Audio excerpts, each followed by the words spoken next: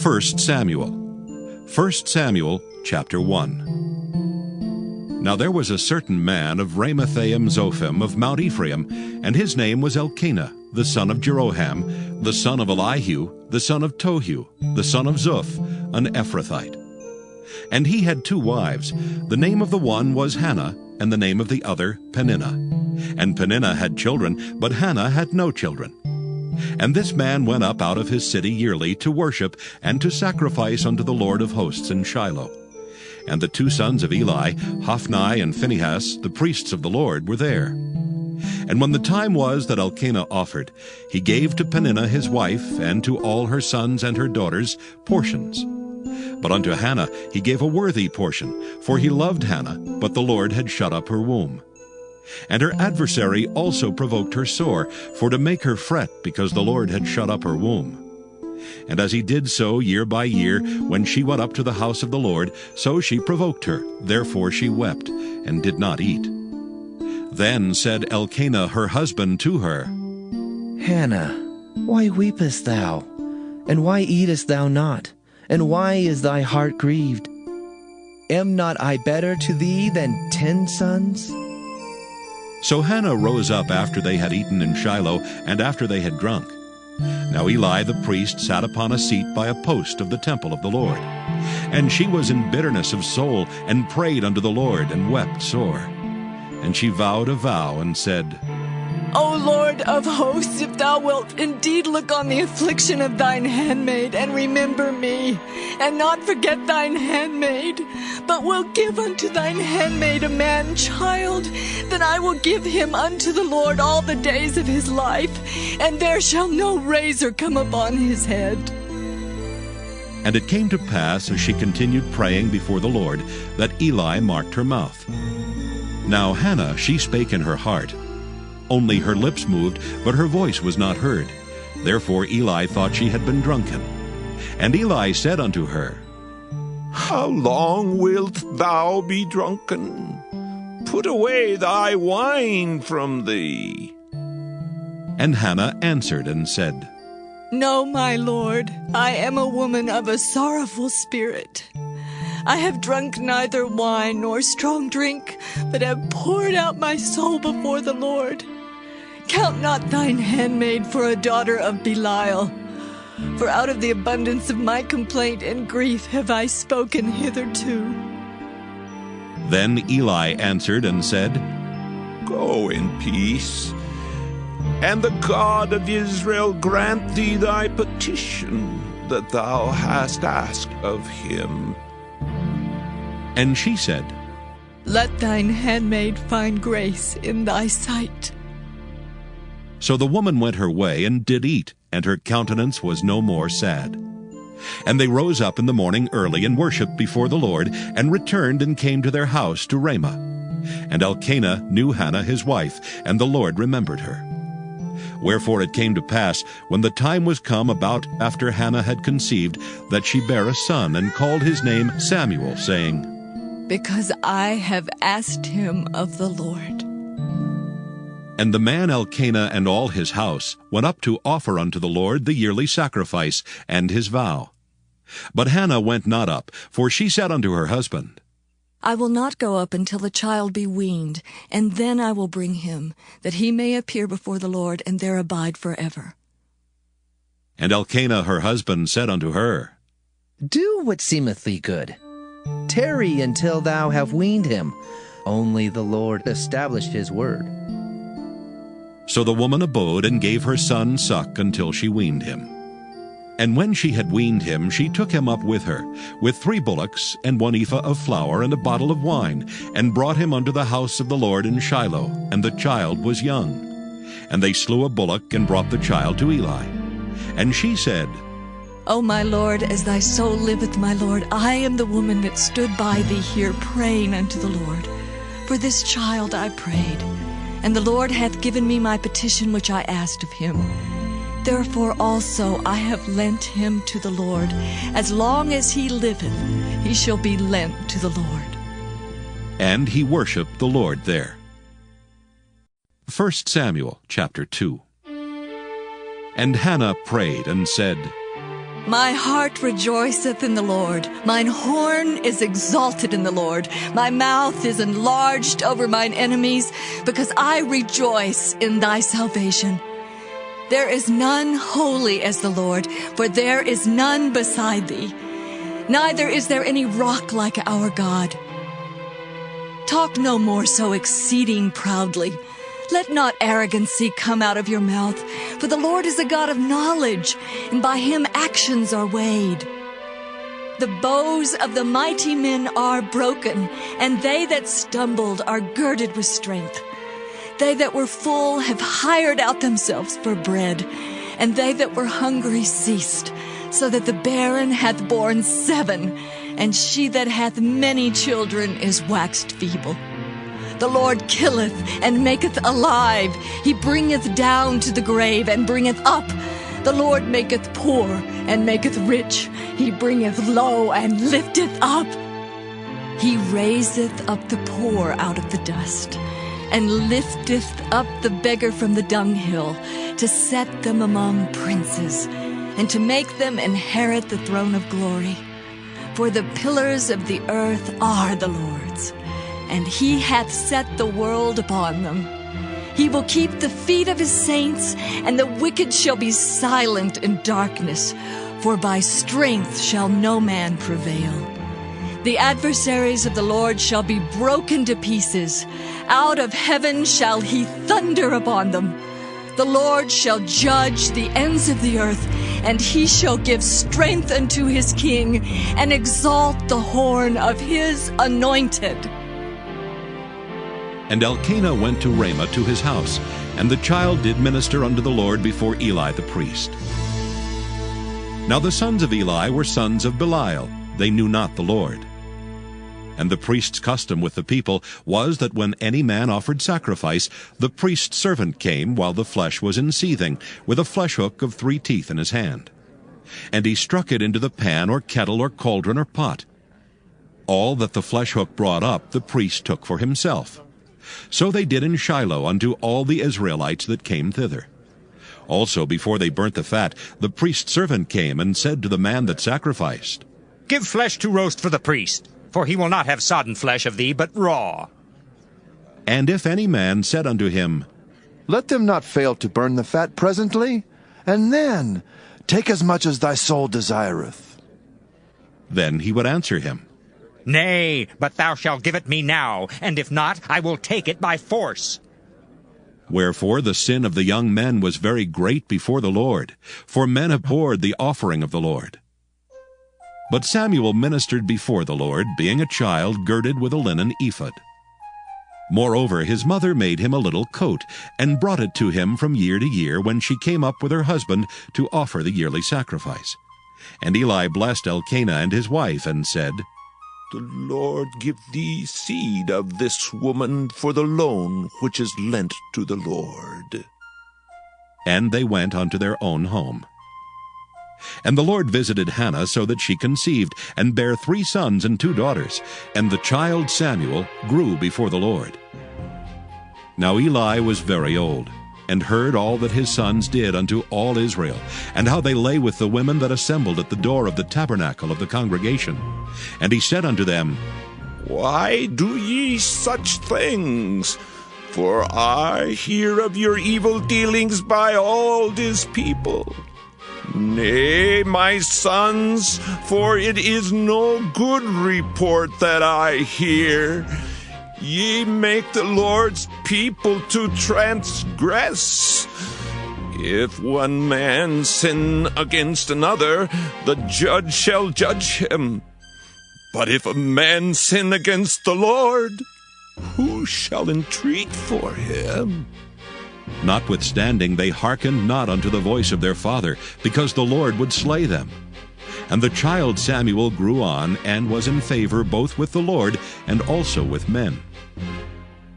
And there came a man of God unto Eli, and said unto him, Thus saith the Lord, Did I plainly appear unto the house of thy father, when they were in Egypt in Pharaoh's house? And did I choose him out of all the tribes of Israel to be my priest, to offer upon mine altar, to burn incense, to wear an ephod before me? And did I give unto the house of thy father all the offerings made by fire of the children of Israel? Wherefore kick ye at my sacrifice and at mine offering, which I have commanded in my habitation? And honorest thy sons above me, to make yourselves fat with the chiefest of all the offerings of Israel my people? Wherefore the Lord God of Israel saith, I said indeed that thy house and the house of thy father should walk before me forever. But now the Lord saith, Be it far from me, for them that honor me I will honor, and they that despise me shall be lightly esteemed. Behold, the days come that I will cut off thine arm, and the arm of thy father's house, that there shall not be an old man in thine house. And thou shalt see an enemy in my habitation, in all the wealth which God shall give Israel, and there shall not be an old man in thine house forever. And the man of thine, whom I shall not cut off from mine altar, shall be to consume thine eyes, and to grieve thine heart. And all the increase of thine house shall die in the flower of their age. And this shall be a sign unto thee, that shall come upon thy sons, on Hophni and Phinehas. In one day they shall die, both of them. And I will raise me up a faithful priest, that shall do according to that which is in mine heart and in my mind. And I will build him a sure house, and he shall walk before mine anointed forever. And it shall come to pass that every one that is left in thine house shall come and crouch to him for a piece of silver and a morsel of bread, and shall say, Put me, I pray thee, into one of the priest's offices, that I may eat a piece of bread. 1 Samuel chapter 3. And the child Samuel ministered unto the Lord before Eli. And the word of the Lord was precious in those days. There was no open vision. And it came to pass at that time, when Eli was laid down in his place, and his eyes began to wax dim, that he could not see. And ere the lamp of God went out in the temple of the Lord, where the ark of God was, and Samuel was laid down to sleep, that the Lord called, Samuel. And he answered, Here am I. And he ran unto Eli and said, Here am I, for thou calledst me. And he said, I called not. Lie down again. And he went and lay down. And the Lord called yet again, Samuel. And Samuel arose and went to Eli and said, Here am I, for thou didst call me. And he answered, I called not, my son. Lie down again. Now Samuel did not yet know the Lord, neither was the word of the Lord yet revealed unto him. And the Lord called Samuel again the third time. And he arose and went to Eli and said, Here am I, for thou didst call me. And Eli perceived that the Lord had called the child. Therefore Eli said unto Samuel, Go, lie down, and it shall be, if he call thee, that thou shalt say, Speak, Lord, for thy servant heareth. So Samuel went and lay down in his place. And the Lord came and stood and called as at other times, Samuel. Samuel. Then Samuel answered, Speak, for thy servant heareth. And the Lord said to Samuel, Behold, I will do a thing in Israel at which both the ears of every one that heareth it shall tingle. In that day I will perform against Eli all things which I have spoken concerning his house. When I begin, I will also make an end. For I have told him that I will judge his house forever for the iniquity which he knoweth, because his sons made themselves vile, and he restrained them not. And therefore I have sworn unto the house of Eli, that the iniquity of Eli's house shall not be purged with sacrifice nor offering forever. And Samuel lay until the morning, and opened the doors of the house of the Lord. And Samuel feared to show Eli the vision. Then Eli called Samuel and said, Samuel, my son. And he answered, Here am I. And he said, What is the thing that the Lord hath said unto thee? I pray thee, hide it not from me. God do so to thee, and more also, if thou hide anything from me of all the things that he said unto thee.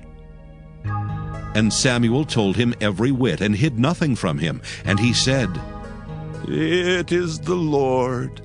Let him do what seemeth him good. And Samuel grew, and the Lord was with him, and did let none of his words fall to the ground. And all Israel, from Dan even to Beersheba, knew that Samuel was established to be a prophet of the Lord. And the Lord appeared again in Shiloh, for the Lord revealed himself to Samuel in Shiloh by the word of the Lord.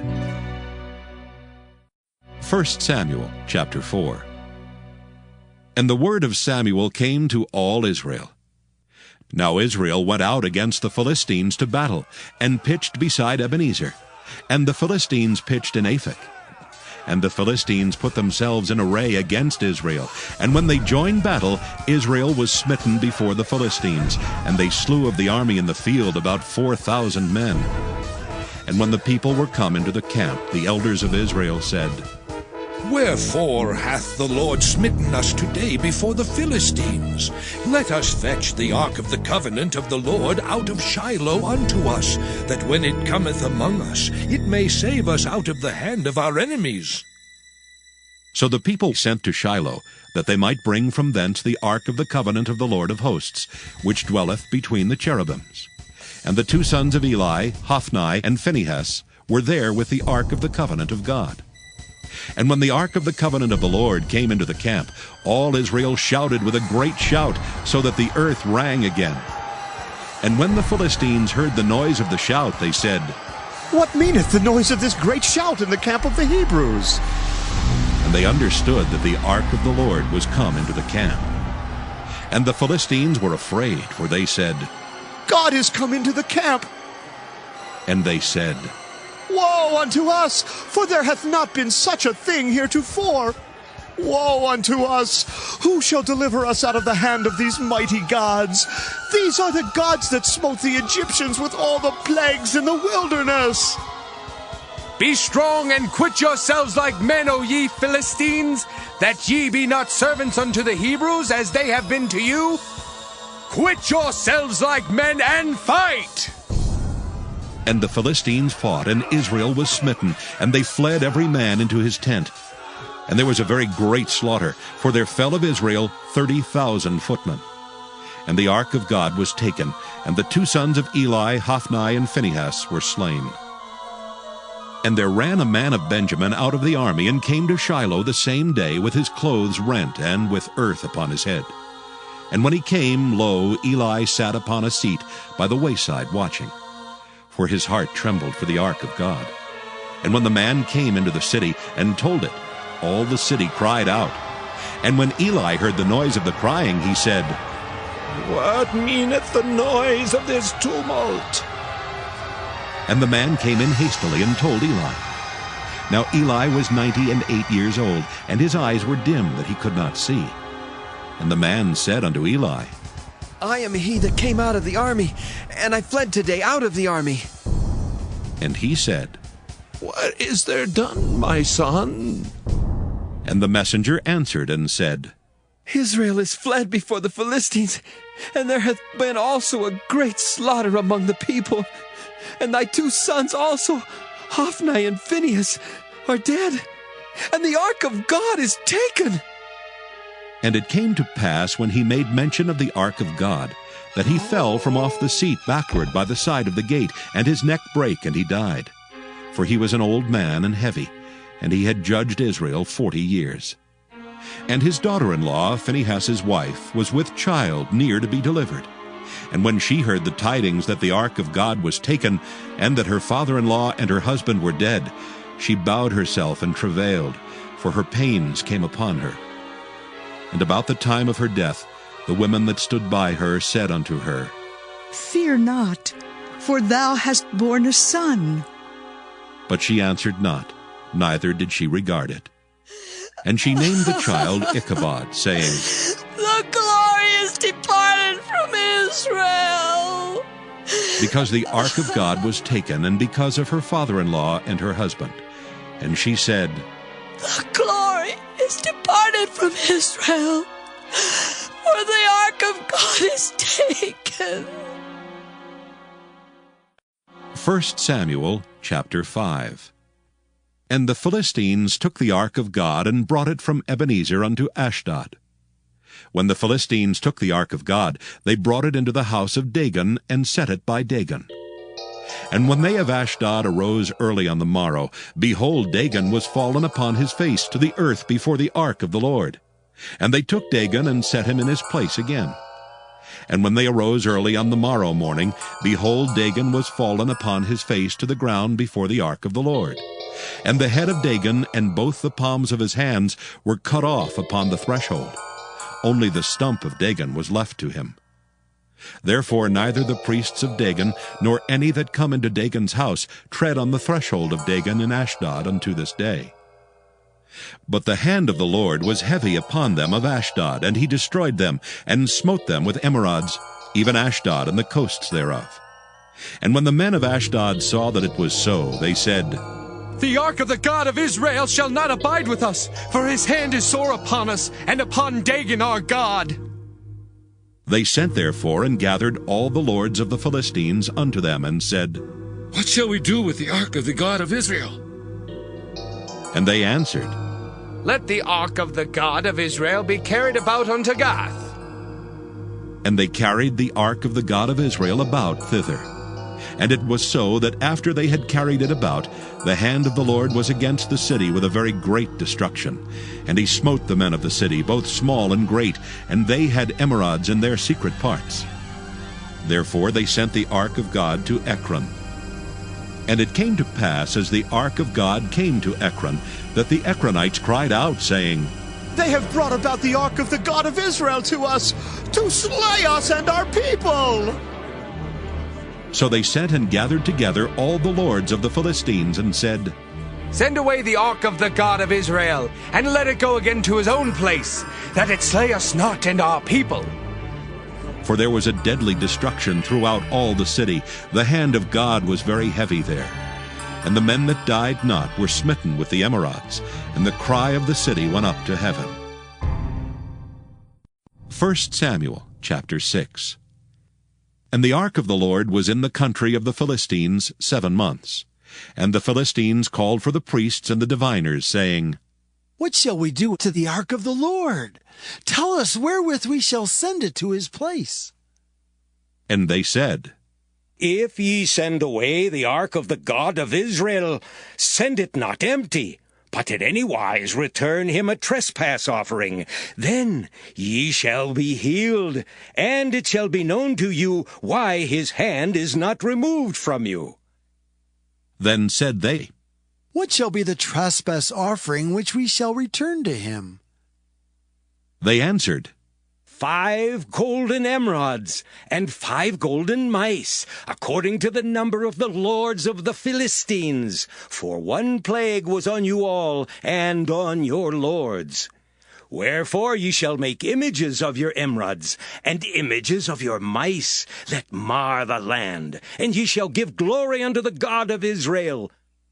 Peradventure he will lighten his hand from off you, and from off your gods, and from off your land. Wherefore then do ye harden your hearts, as the Egyptians and Pharaoh hardened their hearts? When he had wrought wonderfully among them, did they not let the people go, and they departed? Now therefore make a new cart, and take 2 milch kine, on which there hath come no yoke, and tie the kine to the cart, and bring their calves home from them. And take the ark of the Lord, and lay it upon the cart, and put the jewels of gold which ye return him for a trespass offering in a coffer by the side thereof, and send it away that it may go.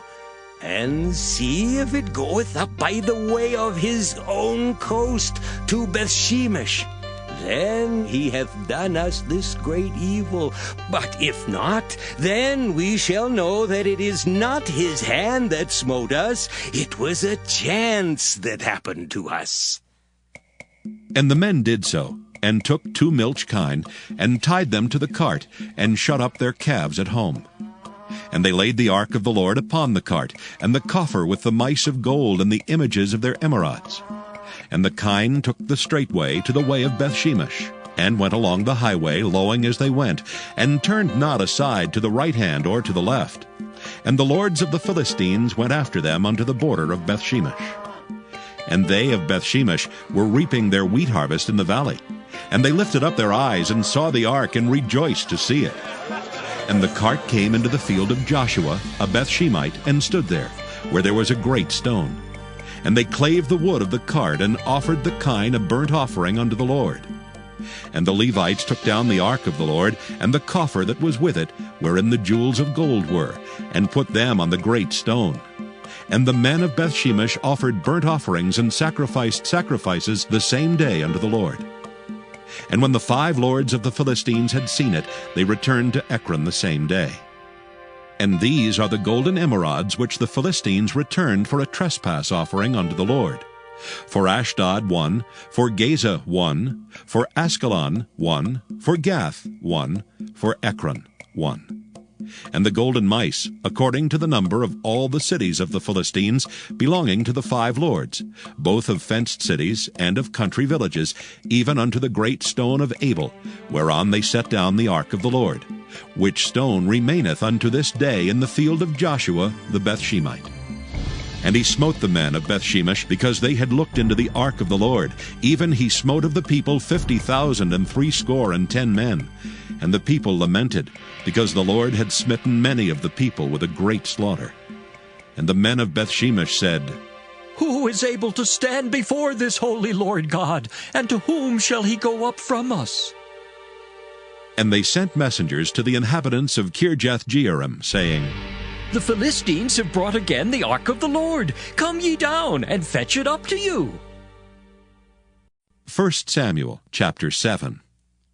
And the men of Kirjath-jearim came and fetched up the ark of the Lord, and brought it into the house of Abinadab in the hill, and sanctified Eleazar his son to keep the ark of the Lord. And it came to pass, while the ark abode in Kirjath-jearim, that the time was long, for it was 20 years, and all the house of Israel lamented after the Lord. And Samuel spake unto all the house of Israel, saying, If ye do return unto the Lord with all your hearts, then put away the strange gods and Ashtaroth from among you, and prepare your hearts unto the Lord, and serve him only, and he will deliver you out of the hand of the Philistines. Then the children of Israel did put away Baalim and Ashtaroth, and served the Lord only. And Samuel said, Gather all Israel to Mizpah, and I will pray for you unto the Lord. And they gathered together to Mizpah, and drew water, and poured it out before the Lord, and fasted on that day, and said there, We have sinned against the Lord. And Samuel judged the children of Israel in Mizpah. And when the Philistines heard that the children of Israel were gathered together to Mizpah, the lords of the Philistines went up against Israel. And when the children of Israel heard it, they were afraid of the Philistines. And the children of Israel said to Samuel, Cease not to cry unto the Lord our God for us, that he will save us out of the hand of the Philistines. And Samuel took a sucking lamb, and offered it for a burnt offering wholly unto the Lord. And Samuel cried unto the Lord for Israel, and the Lord heard him. And as Samuel was offering up the burnt offering, the Philistines drew near to battle against Israel. But the Lord thundered with a great thunder on that day upon the Philistines, and discomfited them, and they were smitten before Israel. And the men of Israel went out of Mizpah, and pursued the Philistines, and smote them until they came under Bethkar. Then Samuel took a stone, and set it between Mizpah and Shen, and called the name of it Ebenezer, saying, Hitherto hath the Lord helped us. So the Philistines were subdued, and they came no more into the coast of Israel. And the hand of the Lord was against the Philistines all the days of Samuel. And the cities which the Philistines had taken from Israel were restored to Israel, from Ekron even unto Gath. And the coasts thereof did Israel deliver out of the hands of the Philistines. And there was peace between Israel and the Amorites. And Samuel judged Israel all the days of his life. And he went from year to year in circuit to Bethel and Gilgal and Mizpah, and judged Israel in all those places. And his return was to Ramah, for there was his house. And there he judged Israel, and there he built an altar unto the Lord. 1 Samuel chapter 8. And it came to pass, when Samuel was old, that he made his sons judges over Israel. Now the name of his firstborn was Joel, and the name of his second Abiah. They were judges in Beersheba. And his sons walked not in his ways, but turned aside after lucre, and took bribes and perverted judgment. Then all the elders of Israel gathered themselves together, and came to Samuel unto Ramah, and said unto him, Behold, thou art old, and thy sons walk not in thy ways. Now make us a king to judge us like all the nations. But the thing displeased Samuel, when they said, Give us a king to judge us. And Samuel prayed unto the Lord. And the Lord said unto Samuel, Hearken unto the voice of the people in all that they say unto thee. For they have not rejected thee, but they have rejected me, that I should not reign over them, according to all the works which they have done since the day that I brought them up out of Egypt, even unto this day, wherewith they have forsaken me and served other gods. So do they also unto thee. Now therefore hearken unto their voice. Howbeit, yet protest solemnly unto them, and show them the manner of the king that shall reign over them. And Samuel told all the words of the Lord unto the people that asked of him a king. And he said, This will be the manner of the king that shall reign over you.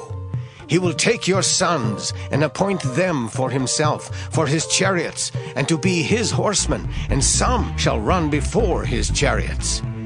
And he will appoint him captains over thousands, and captains over 50s, and will set them to ear his ground, and to reap his harvest, and to make his instruments of war, and instruments of his chariots. And he will take your daughters to be confectionaries, and to be cooks, and to be bakers. And he will take your fields, and your vineyards, and your olive yards, even the best of them, and give them to his servants. And he will take the 10th of your seed, and of your vineyards, and give to his officers and to his servants.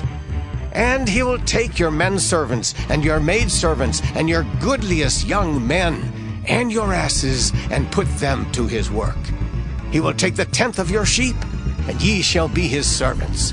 And ye shall cry out in that day, because of your king, which ye shall have chosen you, and the Lord will not hear you in that day. Nevertheless, the people refused to obey the voice of Samuel, and they said, Nay, but we will have a king over us, that we also may be like all the nations, and that our king may judge us and go out before us and fight our battles.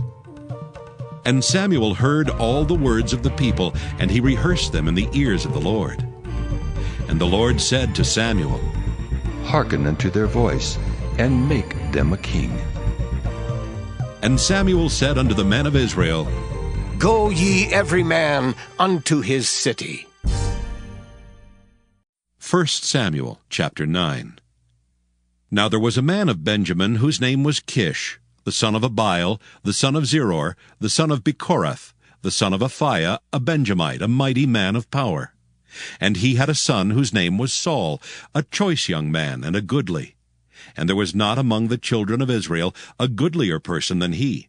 From his shoulders and upward he was higher than any of the people. And the asses of Kish Saul's father were lost. And Kish said to Saul his son, Take now one of the servants with thee, and arise, go seek the asses. And he passed through Mount Ephraim, and passed through the land of Shalisha, but they found them not. Then they passed through the land of Shalem, and there they were not. And he passed through the land of the Benjamites, but they found them not. And when they were come to the land of Zuph, Saul said to his servant that was with him, Come, and let us return, lest my father leave caring for the asses, and take thought for us. And he said unto him, Behold now, there is in this city a man of God, and he is an honorable man. All that he saith cometh surely to pass. Now let us go thither. Peradventure he can show us our way that we should go. Then said Saul to his servant, But behold, if we go, what shall we bring the man? For the bread is spent in our vessels, and there is not a present to bring to the man of God. What have we? And the servant answered Saul again and said, Behold, I have here at hand the 4th part of a shekel of silver. That will I give to the man of God, to tell us our way. Beforetime in Israel, when a man went to inquire of God, thus he spake, Come, and let us go to the seer. For he that is now called a prophet was beforetime called a seer. Then Saul said to his servant, Well said. Come, let us go. So they went unto the city where the man of God was. And as they went up the hill to the city, they found young maidens going out to draw water, and said unto them, Is the seer here? And they answered them and said, He is. Behold, he is before you. Make haste now, for he came today to the city. For there is a sacrifice of the people today in the high place. As soon as ye be come into the city, ye shall straightway find him, before he go up to the high place to eat. For the people will not eat until he come, because he doth bless the sacrifice, and afterwards they eat that be bidden. Now therefore get you up, for about this time ye shall find him. And they went up into the city. And when they were come into the city, behold, Samuel came out against them, for to go up to the high place. Now the Lord had told Samuel in his ear a day before Saul came, saying, Tomorrow about this time I will send thee a man out of the land of Benjamin, and thou shalt anoint him to be captain over my people Israel, that he may save my people out of the hand of the Philistines. For I have looked upon my people, because their cry is come unto me. And when Samuel saw Saul, the Lord said unto him, Behold the man whom I spake to thee of. This same shall reign over my people. Then Saul drew near to Samuel in the gate, and said, Tell me, I pray thee, where the seer's house is. And Samuel answered Saul, and said, I am the seer. Go up before me unto the high place, for ye shall eat with me today, and tomorrow I will let thee go, and will tell thee all that is in thine heart. And as for thine asses that were lost 3 days ago, set not thy mind on them, for they are found. And on whom is all the desire of Israel? Is it not on thee, and on all thy father's house? And Saul answered and said, Am not I a Benjamite, of the smallest of the tribes of Israel? And my family the least of all the families of the tribe of Benjamin. Wherefore then speakest thou so to me? And Samuel took Saul and his servant, and brought them into the parlor, and made them sit in the chiefest place among them that were bidden, which were about 30 persons. And Samuel said unto the cook, Bring the portion which I gave thee, of which I said unto thee, Set it by thee. And the cook took up the shoulder, and that which was upon it, and set it before Saul. And Samuel said, Behold that which is left. Set it before thee, and eat. For unto this time hath it been kept for thee, since I said, I have invited the people. So Saul did eat with Samuel that day. And when they were come down from the high place into the city, Samuel communed with Saul upon the top of the house. And they arose early, and it came to pass about the spring of the day, that Samuel called Saul to the top of the house, saying, Up, that I may send thee away. And Saul arose, and they went out both of them, he and Samuel, abroad. And as they were going down to the end of the city, Samuel said to Saul, Bid the servant pass on before us. And he passed on. But stand thou still a while, that I may show thee the word of God. 1 Samuel chapter 10. Then Samuel took a vial of oil and poured it upon his head, and kissed him, and said, Is it not because the Lord hath anointed thee to be captain over his inheritance? When thou art departed from me today, then thou shalt find 2 men by Rachel's sepulchre in the border of Benjamin at Zelzah. And they will say unto thee, The asses which thou wentest to seek are found, and lo, thy father hath left the care of the asses, and sorroweth for you, saying, What shall I do for my son? Then shalt thou go on forward from thence, and thou shalt come to the plain of Tabor, and there shall meet thee 3 men going up to God to Bethel, one carrying 3 kids, and another carrying 3 loaves of bread, and another carrying a bottle of wine. And they will salute thee, and give thee 2 loaves of bread, which thou shalt receive of their hands. After that thou shalt come to the hill of God, where is the garrison of the Philistines.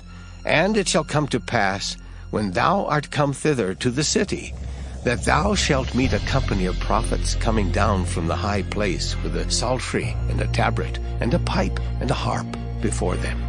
And they shall prophesy. And the Spirit of the Lord will come upon thee, and thou shalt prophesy with them, and shalt be turned into another man.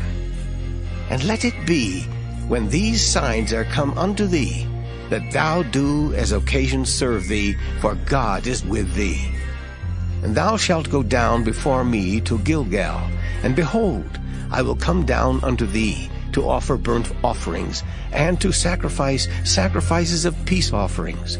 7 days shalt thou tarry, till I come to thee, and show thee what thou shalt do. And it was so that when he had turned his back to go from Samuel, God gave him another heart. And all those signs came to pass that day. And when they came thither to the hill, behold, a company of prophets met him, and the Spirit of God came upon him, and he prophesied among them. And it came to pass, when all that knew him beforetime saw that, behold, he prophesied among the prophets, then the people said to one another, What is this that is come unto the son of Kish? Is Saul also among the prophets? And one of the same place answered and said, But who is their father? Therefore it became a proverb, Is Saul also among the prophets? And when he had made an end of prophesying, he came to the high place. And Saul's uncle said unto him and to his servant, Whither went ye? And he said, To seek the asses. And when we saw that they were nowhere, we came to Samuel. And Saul's uncle said, Tell me, I pray thee, what Samuel said unto you.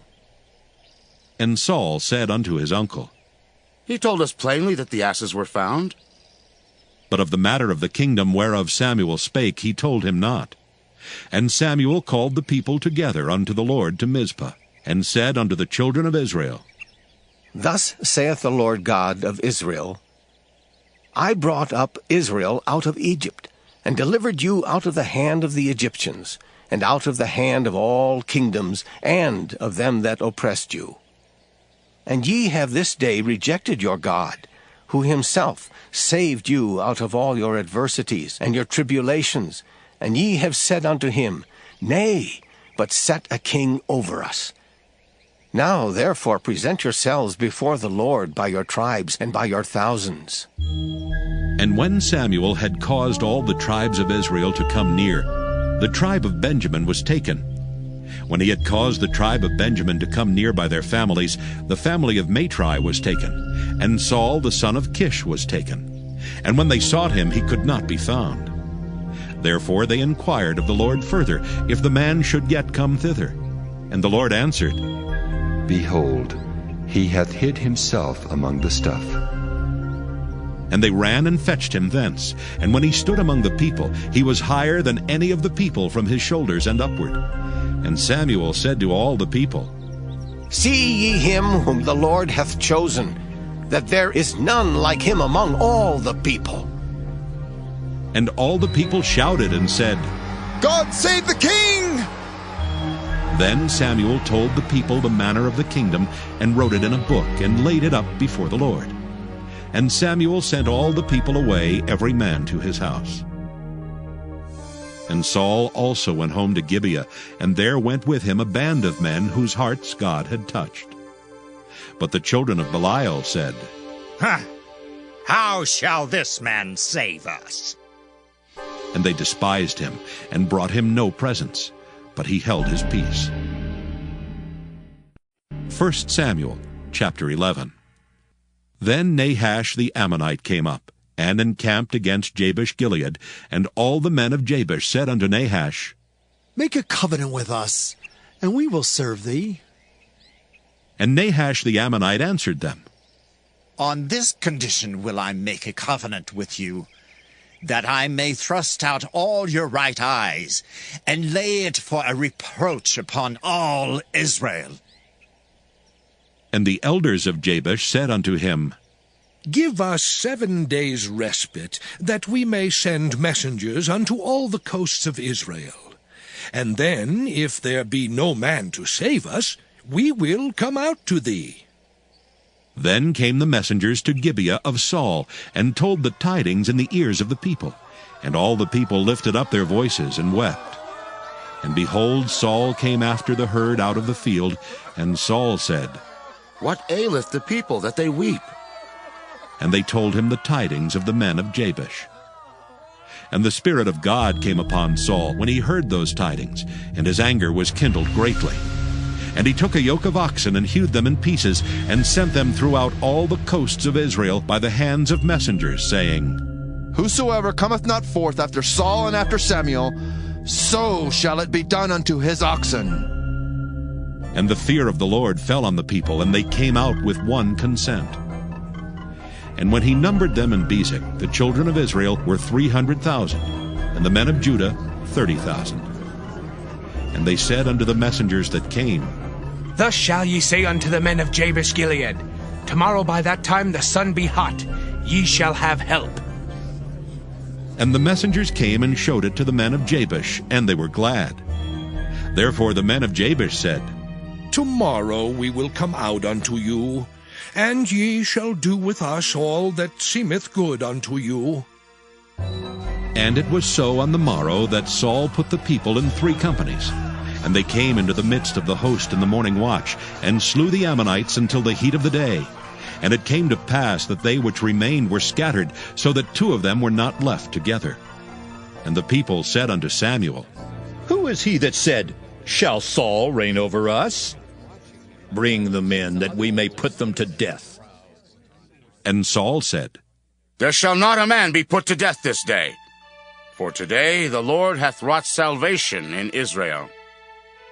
Then said Samuel to the people, Come, and let us go to Gilgal, and renew the kingdom there. And all the people went to Gilgal, and there they made Saul king before the Lord in Gilgal. And there they sacrificed sacrifices of peace offerings before the Lord. And there Saul and all the men of Israel rejoiced greatly. 1 Samuel chapter 12. And Samuel said unto all Israel, Behold, I have hearkened unto your voice in all that ye said unto me, and have made a king over you. And now, behold, the king walketh before you, and I am old and gray-headed, and behold, my sons are with you, and I have walked before you from my childhood unto this day. Behold, here I am, witness against me before the Lord, and before his anointed. Whose ox have I taken? Or whose ass have I taken? Or whom have I defrauded? Whom have I oppressed? Or of whose hand have I received any bribe to blind mine eyes therewith? And I will restore it you. And they said, Thou hast not defrauded us, nor oppressed us, neither hast thou taken aught of any man's hand. And he said unto them, The Lord is witness against you, and his anointed is witness this day, that ye have not found aught in my hand. And they answered, He is witness. And Samuel said unto the people, It is the Lord that advanced Moses and Aaron, and that brought your fathers up out of the land of Egypt.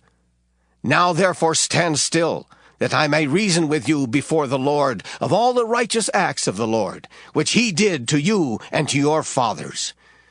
When Jacob was come into Egypt, and your fathers cried unto the Lord, then the Lord sent Moses and Aaron, which brought forth your fathers out of Egypt, and made them dwell in this place.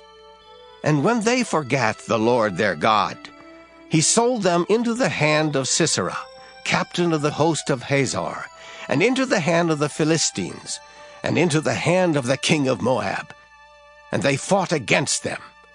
And they cried unto the Lord, and said, We have sinned, because we have forsaken the Lord, and have served Baalim and Ashtaroth. But now deliver us out of the hand of our enemies, and we will serve thee. And the Lord sent Jerubbaal, and Bedan, and Jephthah, and Samuel, and delivered you out of the hand of your enemies on every side, and ye dwelled safe.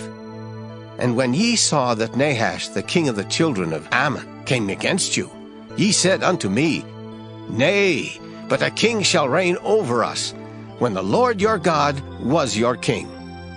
Now, therefore, behold the king whom ye have chosen, and whom ye have desired. And behold, the Lord hath set a king over you.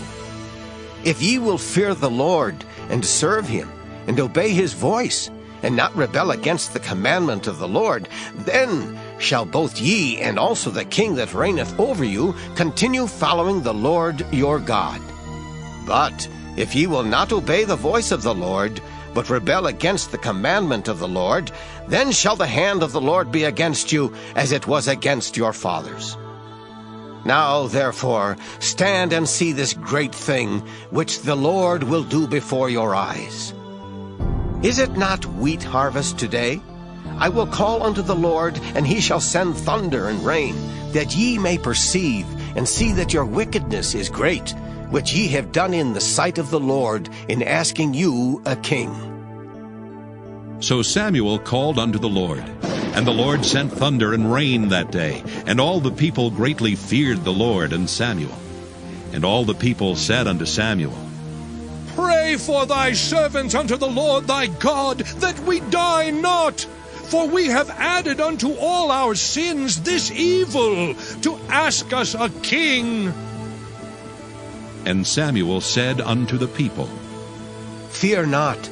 Ye have done all this wickedness, yet turn not aside from following the Lord, but serve the Lord with all your heart. And turn ye not aside, for then should ye go after vain things, which cannot profit nor deliver, for they are vain. For the Lord will not forsake his people for his great name's sake, because it hath pleased the Lord to make you his people.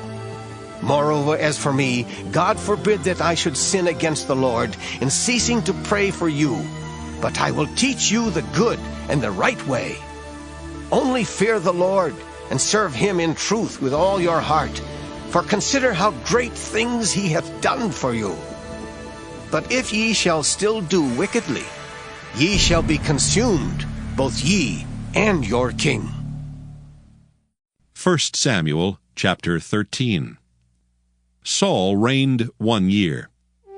And when he had reigned 2 years over Israel, Saul chose him 3,000 men of Israel, whereof 2,000 were with Saul in Michmash and in Mount Bethel, and 1,000 were with Jonathan in Gibeah of Benjamin. And the rest of the people he sent every man to his tent. And Jonathan smote the garrison of the Philistines that was in Gibeah, and the Philistines heard of it. And Saul blew the trumpet throughout all the land, saying, Let the Hebrews hear! And all Israel heard say that Saul had smitten a garrison of the Philistines, and that Israel also was had an abomination with the Philistines. And the people were called together after Saul to Gilgal. And the Philistines gathered themselves together to fight with Israel, 30,000 chariots, and 6,000 horsemen, and people as the sand which is on the seashore in multitude. And they came up and pitched in Michmash, eastward from Bethaven. When the men of Israel saw that they were in a strait, for the people were distressed, then the people did hide themselves in caves and in thickets, and in rocks, and in high places, and in pits. And some of the Hebrews went over Jordan to the land of Gad and Gilead. As for Saul, he was yet in Gilgal, and all the people followed him trembling. And he tarried 7 days according to the set time that Samuel had appointed. But Samuel came not to Gilgal, and the people were scattered from him. And Saul said, Bring hither a burnt offering to me, and peace offerings. And he offered the burnt offering. And it came to pass that as soon as he had made an end of offering the burnt offering, behold, Samuel came, and Saul went out to meet him that he might salute him. And Samuel said, What hast thou done? And Saul said, Because I saw that the people were scattered from me, and that thou camest not within the days appointed, and that the Philistines gathered themselves together at Michmash. Therefore, said I, the Philistines will come down now upon me to Gilgal, and I have not made supplication unto the Lord. I forced myself, therefore, and offered a burnt offering. And Samuel said to Saul, Thou hast done foolishly. Thou hast not kept the commandment of the Lord thy God, which he commanded thee. For now would the Lord have established thy kingdom upon Israel forever. But now thy kingdom shall not continue. The Lord hath sought him a man after his own heart, and the Lord hath commanded him to be captain over his people, because thou hast not kept that which the Lord commanded thee. And Samuel arose and gat him up from Gilgal unto Gibeah of Benjamin. And Saul numbered the people that were present with him, about 600 men. And Saul and Jonathan his son, and the people that were present with them, abode in Gibeah of Benjamin. But the Philistines encamped in Michmash. And the spoilers came out of the camp of the Philistines in 3 companies. 1 company turned unto the way that leadeth to Ophrah, unto the land of Shual. And another company turned the way to Bethhoron. And another company turned to the way of the border that looketh to the valley of Zeboim toward the wilderness. Now there was no smith found throughout all the land of Israel, for the Philistines said, Lest the Hebrews make them swords or spears. But all the Israelites went down to the Philistines to sharpen every man his share, and his coulter, and his axe, and his mattock. Yet they had a file for the mattocks, and for the coulters, and for the forks, and for the axes, and to sharpen the goads. So it came to pass in the day of battle that there was neither sword nor spear found in the hand of any of the people that were with Saul and Jonathan. But with Saul and with Jonathan his son was there found. And the garrison of the Philistines went out to the passage of Michmash. 1 Samuel chapter 14. Now it came to pass upon a day that Jonathan the son of Saul said unto the young man that bare his armor, Come, and let us go over to the Philistines' garrison that is on the other side. But he told not his father. And Saul tarried in the uttermost part of Gibeah under a pomegranate tree, which is in Migron. And the people that were with him were about 600 men. And Ahiah the son of Ahitub, Ichabod's brother, the son of Phinehas, the son of Eli, the Lord's priest in Shiloh, wearing an ephod. And the people knew not that Jonathan was gone. And between the passages by which Jonathan sought to go over unto the Philistines' garrison, there was a sharp rock on the one side, and a sharp rock on the other side. And the name of one was Bozez, and the name of the other Seneh. The forefront of the one was situate northward over against Michmash, and the other southward over against Gibeah. And Jonathan said to the young man that bare his armor, Come, and let us go over unto the garrison of these uncircumcised. It may be that the Lord will work for us. For there is no restraint to the Lord to save by many or by few. And his armor-bearer said unto him, Do all that is in thine heart. Turn thee. Behold, I am with thee according to thy heart. Then said Jonathan, Behold, we will pass over unto these men, and we will discover ourselves unto them. If they say unto us, Tarry until we come to you, then we will stand still in our place, and will not go up unto them. But if they say thus, Come up unto us, then we will go up, for the Lord hath delivered them into our hand, and this shall be a sign unto us. And both of them discovered themselves unto the garrison of the Philistines. And the Philistines said, Behold, the Hebrews come forth out of the holes where they had hid themselves. And the men of the garrison answered Jonathan and his armor-bearer, and said, Come up to us, and we will show you a thing. And Jonathan said unto his armor-bearer, Come up after me, for the Lord hath delivered them into the hand of Israel. And Jonathan climbed up upon his hands and upon his feet, and his armor-bearer after him. And they fell before Jonathan, and his armor-bearer slew after him. And that first slaughter, which Jonathan and his armor-bearer made, was about 20 men, within, as it were, an half acre of land, which a yoke of oxen might plow. And there was trembling in the host in the field and among all the people. The garrison and the spoilers, they also trembled, and the earth quaked, so it was a very great trembling. And the watchmen of Saul in Gibeah of Benjamin looked, and behold, the multitude melted away, and they went on beating down one another. Then said Saul unto the people that were with him, Number now, and see who is gone from us. And when they had numbered, behold, Jonathan and his armor-bearer were not there. And Saul said unto Ahiah, Bring hither the ark of God. For the ark of God was at that time with the children of Israel. And it came to pass, while Saul talked unto the priest, that the noise that was in the host of the Philistines went on and increased. And Saul said unto the priest, Withdraw thine hand. And Saul and all the people that were with him assembled themselves. And they came to the battle. And behold, every man's sword was against his fellow, and there was a very great discomfiture. Moreover, the Hebrews that were with the Philistines before that time, which went up with them into the camp from the country round about, even they also turned to be with the Israelites that were with Saul and Jonathan. Likewise, all the men of Israel which had hid themselves in Mount Ephraim, when they heard that the Philistines fled, even they also followed hard after them in the battle. So the Lord saved Israel that day, and the battle passed over unto Bethaven. And the men of Israel were distressed that day, for Saul had adjured the people, saying, Cursed be the man that eateth any food until evening, that I may be avenged on mine enemies. So none of the people tasted any food. And all they of the land came to a wood, and there was honey upon the ground. And when the people were come into the wood, behold, the honey dropped, but no man put his hand to his mouth, for the people feared the oath. But Jonathan heard not when his father charged the people with the oath.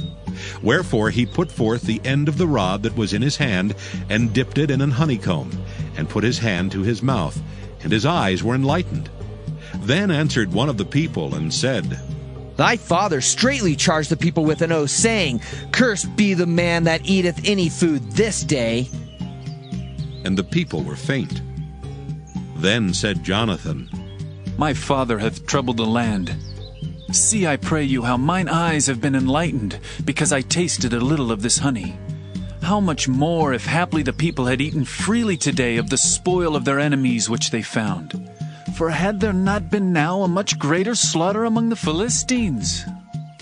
And they smote the Philistines that day from Michmash to Ajalon, and the people were very faint.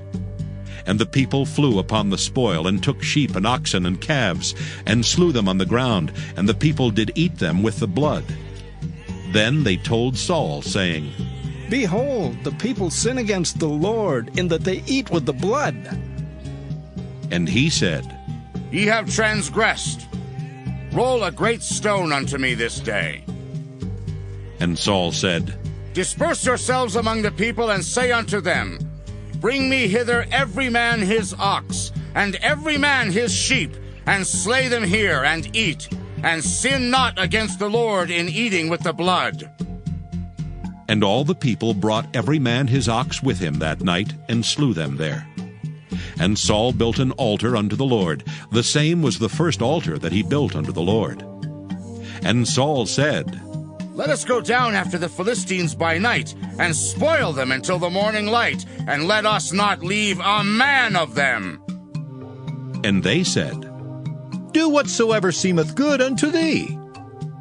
Then said the priest, Let us draw near hither unto God. And Saul asked counsel of God. Shall I go down after the Philistines? Wilt thou deliver them into the hand of Israel? But he answered him not that day. And Saul said, Draw ye near hither, all the chief of the people, and know and see wherein this sin hath been this day. For as the Lord liveth, which saveth Israel, though it be in Jonathan my son, he shall surely die. But there was not a man among all the people that answered him. Then said he unto all Israel, Be ye on one side, and I and Jonathan my son will be on the other side. And the people said unto Saul, Do what seemeth good unto thee. Therefore Saul said unto the Lord God of Israel, Give a perfect lot. And Saul and Jonathan were taken, but the people escaped.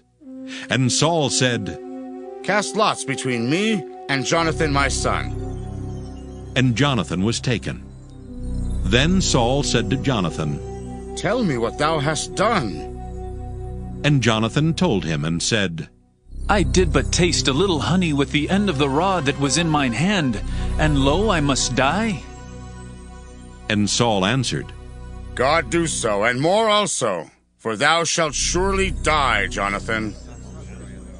And the people said unto Saul, Shall Jonathan die, who hath wrought this great salvation in Israel? God forbid!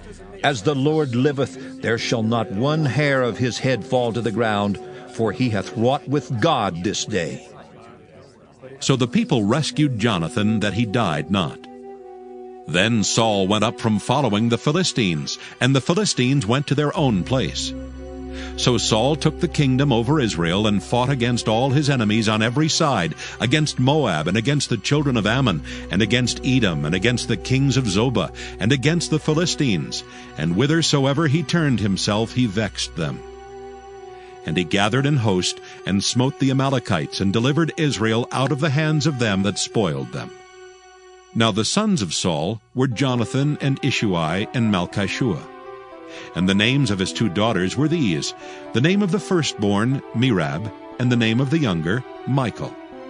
And the name of Saul's wife was Ahinoam, the daughter of Ahimaaz. And the name of the captain of his host was Abner, the son of Ner, Saul's uncle. And Kish was the father of Saul, and Ner the father of Abner was the son of Abiel. And there was sore war against the Philistines all the days of Saul. And when Saul saw any strong man or any valiant man, he took him unto him. 1 Samuel chapter 15. Samuel also said unto Saul, The Lord sent me to anoint thee to be king over his people, over Israel. Now therefore hearken thou unto the voice of the words of the Lord. Thus saith the Lord of hosts, I remember that which Amalek did to Israel, how he laid wait for him in the way when he came up from Egypt. Now go, and smite Amalek, and utterly destroy all that they have, and spare them not, but slay both man and woman, infant and suckling, ox and sheep, camel and ass. And Saul gathered the people together, and numbered them in Telaim 200,000 footmen, and 10,000 men of Judah. And Saul came to a city of Amalek, and laid wait in the valley. And Saul said unto the Kenites, Go, depart, get you down from among the Amalekites, lest I destroy you with them. For ye showed kindness to all the children of Israel when they came up out of Egypt. So the Kenites departed from among the Amalekites. And Saul smote the Amalekites from Havilah until thou comest to Shur, that is over against Egypt. And he took Agag, the king of the Amalekites, alive, and utterly destroyed all the people with the edge of the sword.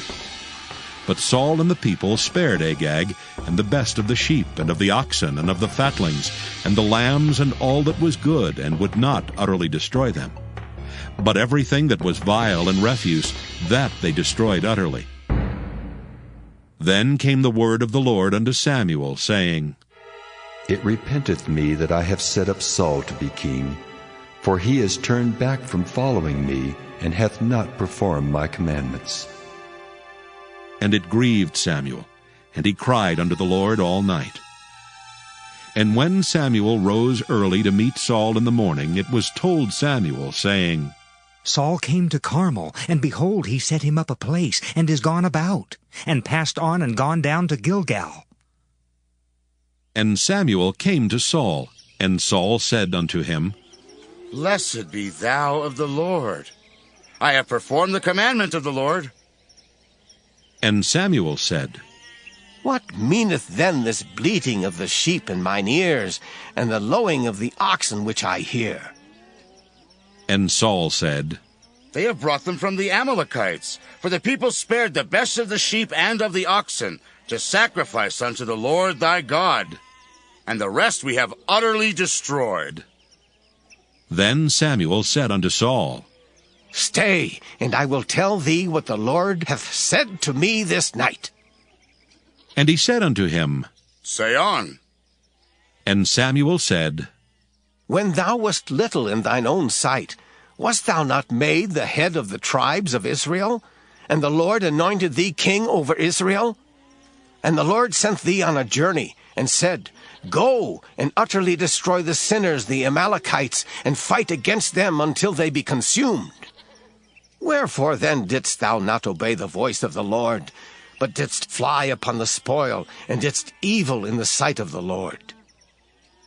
And Saul said unto Samuel, Yea, I have obeyed the voice of the Lord, and have gone the way which the Lord sent me, and have brought Agag the king of Amalek, and have utterly destroyed the Amalekites. But the people took of the spoil sheep and oxen, the chief of the things which should have been utterly destroyed, to sacrifice unto the Lord thy God in Gilgal. And Samuel said, Hath the Lord as great delight in burnt offerings and sacrifices as in obeying the voice of the Lord? Behold, to obey is better than sacrifice, and to hearken than the fat of rams. For rebellion is as the sin of witchcraft, and stubbornness is as iniquity and idolatry. Because thou hast rejected the word of the Lord, he hath also rejected thee from being king.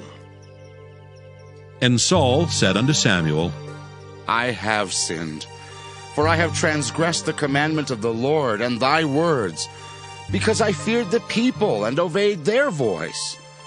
Now therefore I pray thee, pardon my sin, and turn again with me, that I may worship the Lord. And Samuel said unto Saul, I will not return with thee, for thou hast rejected the word of the Lord, and the Lord hath rejected thee from being king over Israel. And as Samuel turned about to go away, he laid hold upon the skirt of his mantle, and it rent. And Samuel said unto him, The Lord hath rent the kingdom of Israel from thee this day, and hath given it to a neighbor of thine that is better than thou. And also the strength of Israel will not lie nor repent, for he is not a man that he should repent. Then he said, I have sinned. Yet honor me now, I pray thee, before the elders of my people, and before Israel, and turn again with me, that I may worship the Lord thy God. So Samuel turned again after Saul, and Saul worshipped the Lord. Then said Samuel, Bring ye hither to me Agag the king of the Amalekites. And Agag came unto him delicately. And Agag said, Surely the bitterness of death is past. And Samuel said, As thy sword hath made women childless, so shall thy mother be childless among women. And Samuel hewed Agag in pieces before the Lord in Gilgal. Then Samuel went to Ramah, and Saul went up to his house to Gibeah of Saul. And Samuel came no more to see Saul until the day of his death. Nevertheless, Samuel mourned for Saul, and the Lord repented that he had made Saul king over Israel. 1 Samuel chapter 16. And the Lord said unto Samuel, How long wilt thou mourn for Saul, seeing I have rejected him from reigning over Israel? Fill thine horn with oil and go.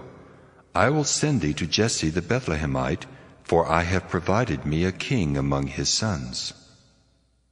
And Samuel said, How can I go? If Saul hear it, he will kill me.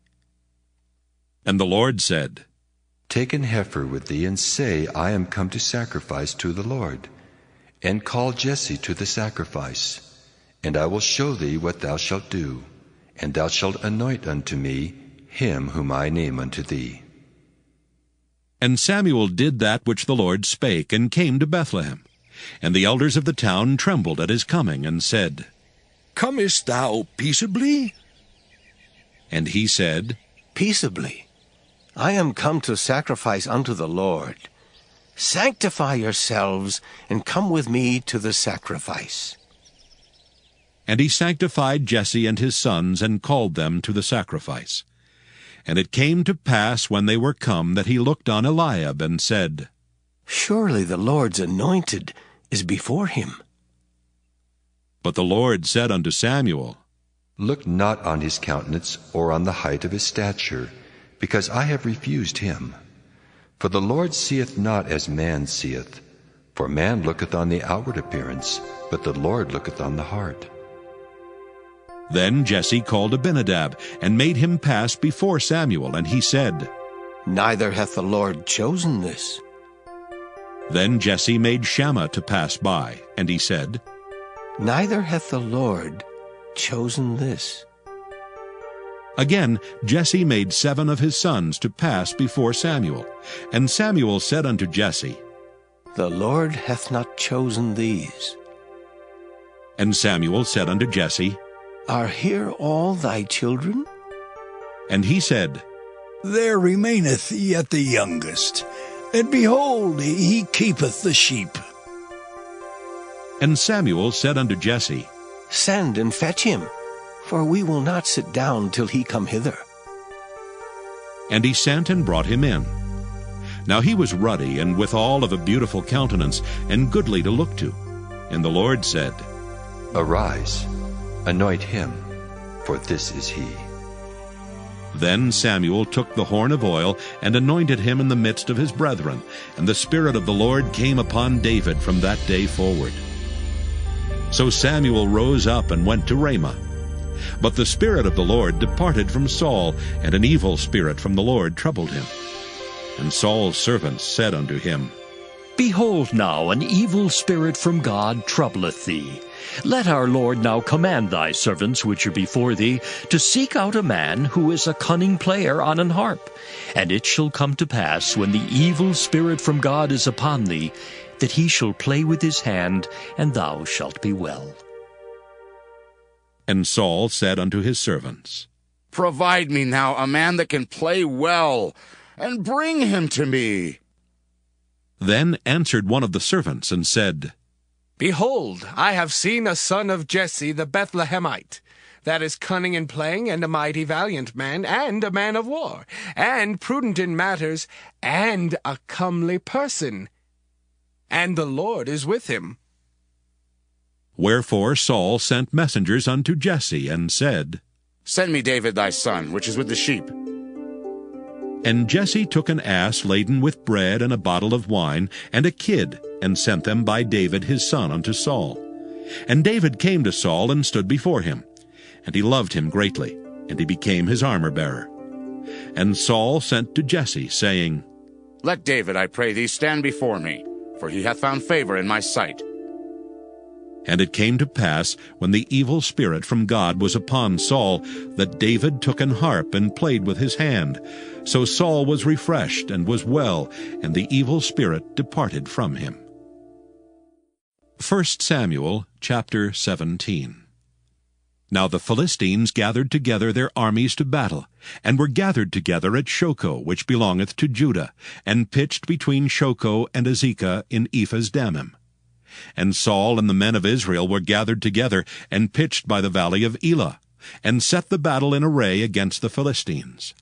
And the Philistines stood on a mountain on the one side, and Israel stood on a mountain on the other side, and there was a valley between them. And there went out a champion out of the camp of the Philistines, named Goliath of Gath, whose height was 6 cubits and a span. And he had an helmet of brass upon his head, and he was armed with a coat of mail, and the weight of the coat was 5,000 shekels of brass. And he had greaves of brass upon his legs, and a target of brass between his shoulders. And the staff of his spear was like a weaver's beam, and his spear's head weighed 600 shekels of iron, and one bearing a shield went before him. And he stood and cried unto the armies of Israel, and said unto them, Why are ye come out to set your battle in array? Am not I a Philistine, and ye servants to Saul? Choose you a man for you, and let him come down to me.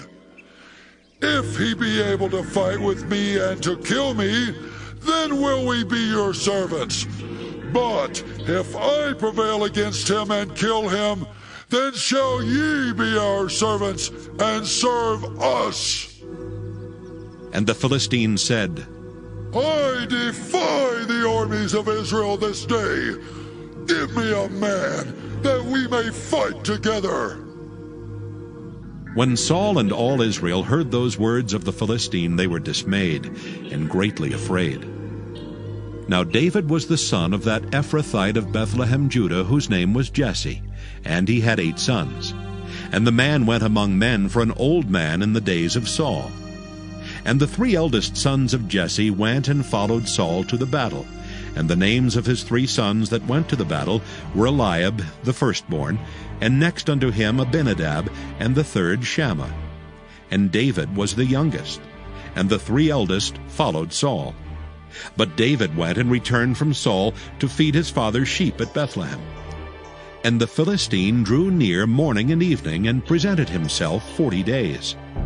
And Jesse said unto David his son, Take now for thy brethren an ephah of this parched corn, and these 10 loaves, and run to the camp to thy brethren. And carry these 10 cheeses unto the captain of their 1,000. And look how thy brethren fare, and take their pledge. Now Saul and they and all the men of Israel were in the valley of Elah, fighting with the Philistines. And David rose up early in the morning, and left the sheep with a keeper, and took and went as Jesse had commanded him. And he came to the trench as the host was going forth to the fight, and shouted for the battle. For Israel and the Philistines had put the battle in array, army against army. And David left his carriage in the hand of the keeper of the carriage, and ran into the army, and came and saluted his brethren. And as he talked with them, behold, there came up the champion, the Philistine of Gath, Goliath by name, out of the armies of the Philistines, and spake according to the same words, and David heard them. And all the men of Israel, when they saw the man, fled from him, and were sore afraid. And the men of Israel said, Have ye seen this man that is come up? Surely to defy Israel is he come up, and it shall be, that the man who killeth him, the king will enrich him with great riches, and will give him his daughter, and make his father's house free in Israel. And David spake to the men that stood by him, saying, What shall be done to the man that killeth this Philistine, and taketh away the reproach from Israel? For who is this uncircumcised Philistine, that he should defy the armies of the living God? And the people answered him after this manner, saying, So shall it be done to the man that killeth him. And Eliab his eldest brother heard when he spake unto the men. And Eliab's anger was kindled against David, and he said, Why camest thou down hither? And with whom hast thou left those few sheep in the wilderness? I know thy pride and the naughtiness of thine heart, for thou art come down that thou mightest see the battle. And David said, What have I now done? Is there not a cause? And he turned from him toward another, and spake after the same manner. And the people answered him again after the former manner. And when the words were heard which David spake, they rehearsed them before Saul, and he sent for him. And David said to Saul, Let no man's heart fail because of him. Thy servant will go and fight with this Philistine. And Saul said to David, Thou art not able to go against this Philistine to fight with him, for thou art but a youth, and he a man of war from his youth. And David said unto Saul, Thy servant kept his father's sheep, and there came a lion and a bear, and took a lamb out of the flock.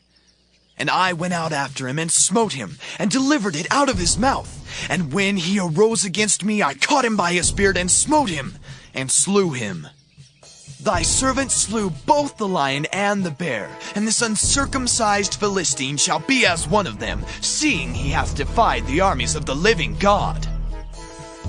David said moreover, The Lord that delivered me out of the paw of the lion, and out of the paw of the bear, he will deliver me out of the hand of this Philistine.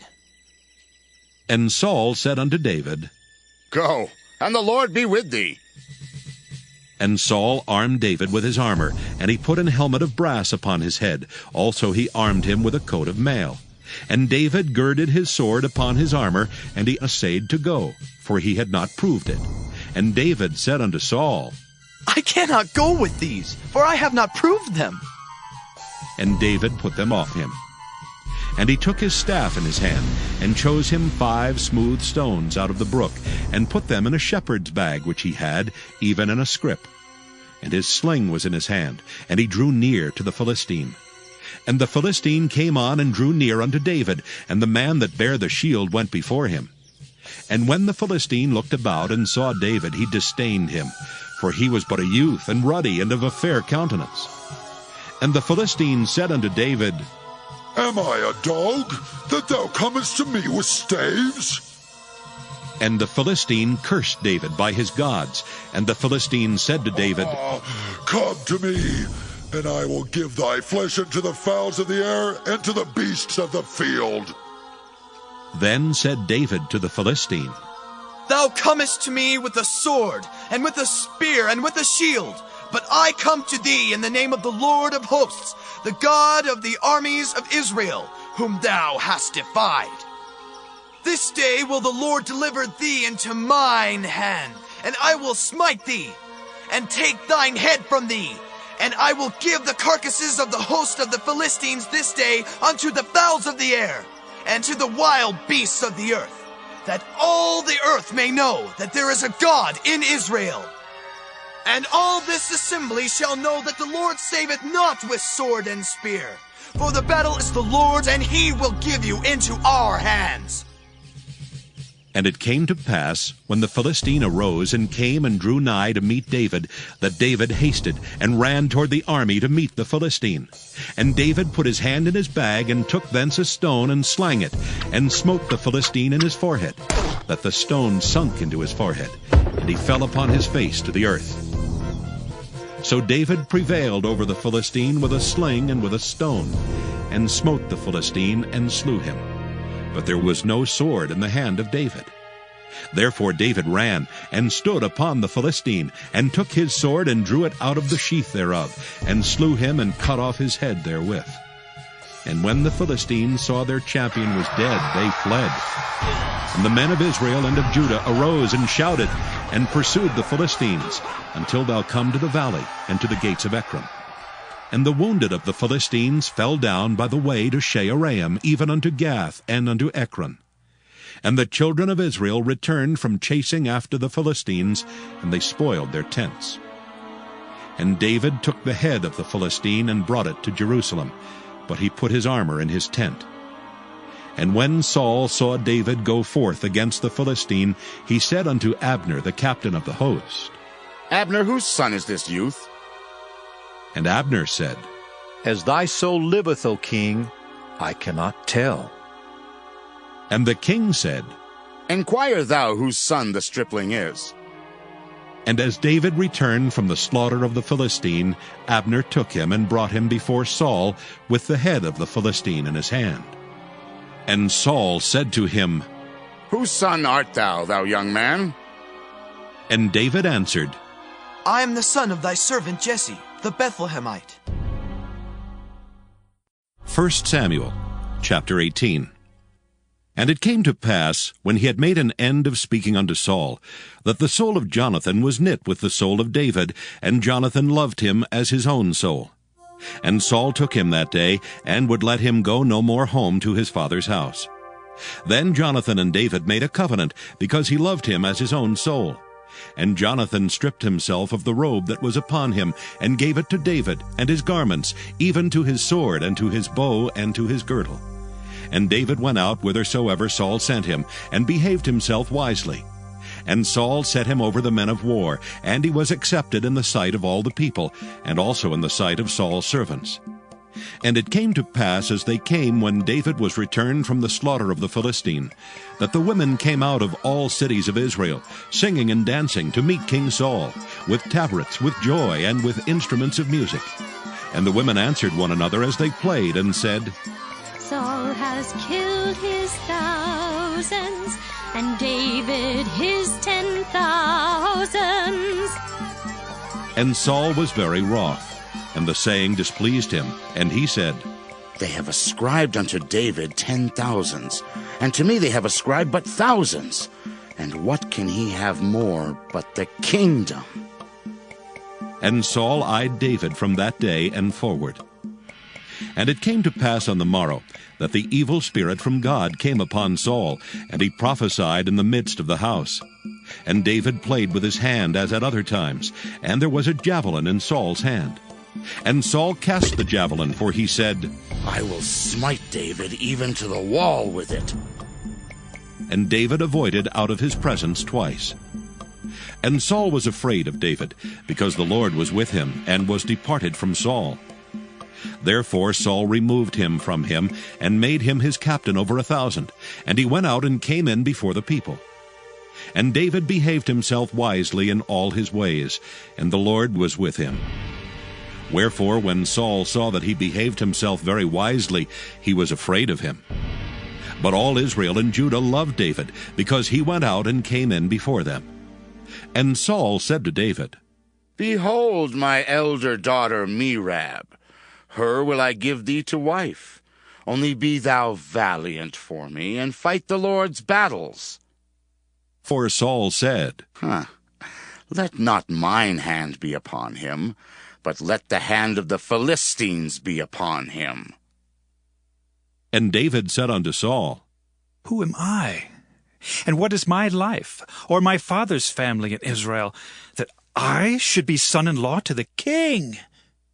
But it came to pass at the time when Merab, Saul's daughter, should have been given to David, that she was given unto Adriel the Maholathite to wife. And Michal, Saul's daughter, loved David, and they told Saul, and the thing pleased him. And Saul said, I will give him her, that she may be a snare to him, and that the hand of the Philistines may be against him.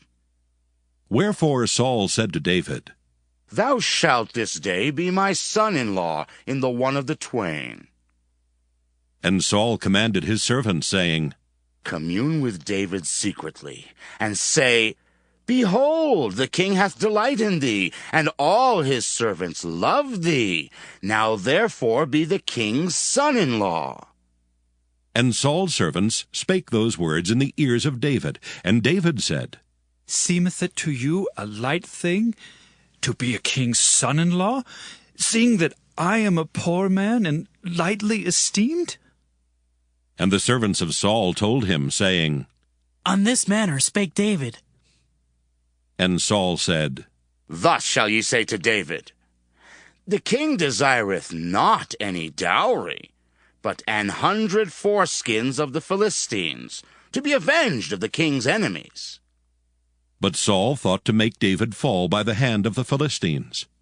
And when his servants told David these words, it pleased David well to be the king's son-in-law, and the days were not expired. Wherefore David arose and went, he and his men, and slew of the Philistines 200 men. And David brought their foreskins, and they gave them in full tale to the king, that he might be the king's son-in-law. And Saul gave him Michal his daughter to wife. And Saul saw and knew that the Lord was with David, and that Michal, Saul's daughter, loved him. And Saul was yet the more afraid of David, and Saul became David's enemy continually. Then the princes of the Philistines went forth, and it came to pass, after they went forth, that David behaved himself more wisely than all the servants of Saul, so that his name was much set by. 1 Samuel chapter 19. And Saul spake to Jonathan his son, and to all his servants, that they should kill David. But Jonathan, Saul's son, delighted much in David. And Jonathan told David, saying, Saul my father seeketh to kill thee. Now therefore, I pray thee, take heed to thyself until the morning, and abide in a secret place, and hide thyself. And I will go out, and stand beside my father in the field where thou art. and I will commune with my father of thee, and what I see, that I will tell thee. And Jonathan spake good of David unto Saul his father, and said unto him, Let not the king sin against his servant, against David, because he hath not sinned against thee, and because his works have been to thee ward very good. For he did put his life in his hand, and slew the Philistine, and the Lord wrought a great salvation for all Israel. Thou sawest it, and didst rejoice. Wherefore then wilt thou sin against innocent blood, to slay David without a cause? And Saul hearkened unto the voice of Jonathan, and Saul sware, As the Lord liveth, he shall not be slain. And Jonathan called David, and Jonathan showed him all those things. And Jonathan brought David to Saul, and he was in his presence as in times past. And there was war again, and David went out and fought with the Philistines, and slew them with a great slaughter, and they fled from him. And the evil spirit from the Lord was upon Saul, as he sat in his house with his javelin in his hand, and David played with his hand. And Saul sought to smite David even to the wall with the javelin. But he slipped away out of Saul's presence, and he smote the javelin into the wall, and David fled and escaped that night. Saul also sent messengers unto David's house to watch him, and to slay him in the morning. And Michal, David's wife, told him, saying, If thou save not thy life tonight, tomorrow thou shalt be slain. So Michal let David down through a window, and he went and fled and escaped. And Michal took an image and laid it in the bed, and put a pillow of goat's hair for his bolster, and covered it with a cloth. And when Saul sent messengers to take David, she said, He is sick. And Saul sent the messengers again to see David, saying, Bring him up to me in the bed, that I may slay him. And when the messengers were come in, behold, there was an image in the bed with a pillow of goat's hair for his bolster. And Saul said unto Michal, Why hast thou deceived me so, and sent away mine enemy, that he is escaped? And Michal answered Saul, He said unto me, Let me go. Why should I kill thee? So David fled and escaped, and came to Samuel to Ramah, and told him all that Saul had done to him. And he and Samuel went and dwelt in Naioth. And it was told Saul, saying, Behold, David is at Naioth in Ramah. And Saul sent messengers to take David. And when they saw the company of the prophets prophesying, and Samuel standing as appointed over them, the Spirit of God was upon the messengers of Saul, and they also prophesied. And when it was told Saul, he sent other messengers, and they prophesied likewise. And Saul sent messengers again the third time, and they prophesied also. Then went he also to Ramah, and came to a great well that is in Secu. And he asked and said, Where are Samuel and David? And one said, Behold, they be at Naioth in Ramah. And he went thither to Naioth and Ramah, and the Spirit of God was upon him also, and he went on and prophesied until he came to Naioth and Ramah. And he stripped off his clothes also, and prophesied before Samuel in like manner, and lay down naked all that day and all that night. Wherefore they say, Is Saul also among the prophets? 1 Samuel chapter 20. And David fled from Naioth and Ramah, and came and said before Jonathan, What have I done? What is mine iniquity? And what is my sin before thy father, that he seeketh my life? And he said unto him, God forbid, thou shalt not die. Behold, my father will do nothing, either great or small, but that he will show it me. And why should my father hide this thing from me? It is not so. And David sware moreover, and said, Thy father certainly knoweth that I have found grace in thine eyes. And he saith, Let not Jonathan know this, lest he be grieved. But truly as the Lord liveth, and as thy soul liveth, there is but a step between me and death. Then said Jonathan unto David, Whatsoever thy soul desireth, I will even do it for thee. And David said unto Jonathan, Behold, tomorrow is the new moon, and I should not fail to sit with the king at meat. But let me go, that I may hide myself in the field unto the third day at even.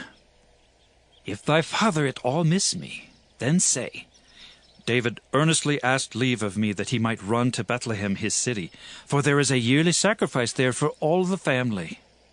If he say thus, it is well. Thy servant shall have peace. But if he be very wroth, then be sure that evil is determined by him. Therefore thou shalt deal kindly with thy servant, for thou hast brought thy servant into a covenant of the Lord with thee. Notwithstanding, if there be in me iniquity, slay me thyself, for why shouldest thou bring me to thy father? And Jonathan said, Far be it from thee, for if I knew certainly that evil were determined by my father to come upon thee, then would not I tell it thee? Then said David to Jonathan, Who shall tell me? Or what if thy father answer thee roughly? And Jonathan said unto David, Come, and let us go out into the field. And they went out both of them into the field. And Jonathan said unto David, O Lord God of Israel, when I have sounded my father about tomorrow any time, or the third day, and behold, if there be good toward David, and I then send not unto thee and show it thee, the Lord do so and much more to Jonathan. But if it please my father to do thee evil, then I will show it thee and send thee away, that thou mayest go in peace. And the Lord be with thee, as he hath been with my father. And thou shalt not only while yet I live show me the kindness of the Lord, that I die not, but also thou shalt not cut off thy kindness from my house forever. No, not when the Lord hath cut off the enemies of David, every one from the face of the earth. So Jonathan made a covenant with the house of David, saying, Let the Lord even require it at the hand of David's enemies. And Jonathan caused David to swear again, because he loved him, for he loved him as he loved his own soul. Then Jonathan said to David, Tomorrow is the new moon, and thou shalt be missed, because thy seat will be empty. And when thou hast stayed 3 days, then thou shalt go down quickly and come to the place where thou didst hide thyself when the business was in hand, and shalt remain by the stone Ezel. And I will shoot 3 arrows on the side thereof, as though I shot at a mark. And behold, I will send a lad, saying, Go, find out the arrows. If I expressly say unto the lad, Behold, the arrows are on this side of thee, take them. Then come thou, for there is peace to thee, and no hurt, as the Lord liveth. But if I say thus unto the young man, Behold, the arrows are beyond thee, go thy way, for the Lord hath sent thee away. And as touching the matter which thou and I have spoken of, behold, the Lord be between thee and me forever. So David hid himself in the field. And when the new moon was come, the king sat him down to eat meat. And the king sat upon his seat, as at other times, even upon a seat by the wall. And Jonathan arose, and Abner sat by Saul's side, and David's place was empty. Nevertheless Saul spake not anything that day, for he thought, Something hath befallen him. He is not clean. Surely he is not clean. And it came to pass on the morrow, which was the 2nd day of the month, that David's place was empty. And Saul said unto Jonathan his son, Wherefore cometh not the son of Jesse to meat, neither yesterday nor today? And Jonathan answered Saul, David earnestly asked leave of me to go to Bethlehem. And he said, Let me go, I pray thee, for our family hath a sacrifice in the city, and my brother he hath commanded me to be there. And now, if I have found favor in thine eyes, let me get away, I pray thee, and see my brethren. Therefore he cometh not unto the king's table. Then Saul's anger was kindled against Jonathan, and he said unto him, Thou son of the perverse, rebellious woman! Do not I know that thou hast chosen the son of Jesse to thine own confusion, and unto the confusion of thy mother's nakedness? For as long as the son of Jesse liveth upon the ground, thou shalt not be established, nor thy kingdom. Wherefore now send and fetch him unto me, for he shall surely die. And Jonathan answered Saul his father, and said unto him, Wherefore shall he be slain? What hath he done? And Saul cast a javelin at him to smite him, whereby Jonathan knew that it was determined of his father to slay David.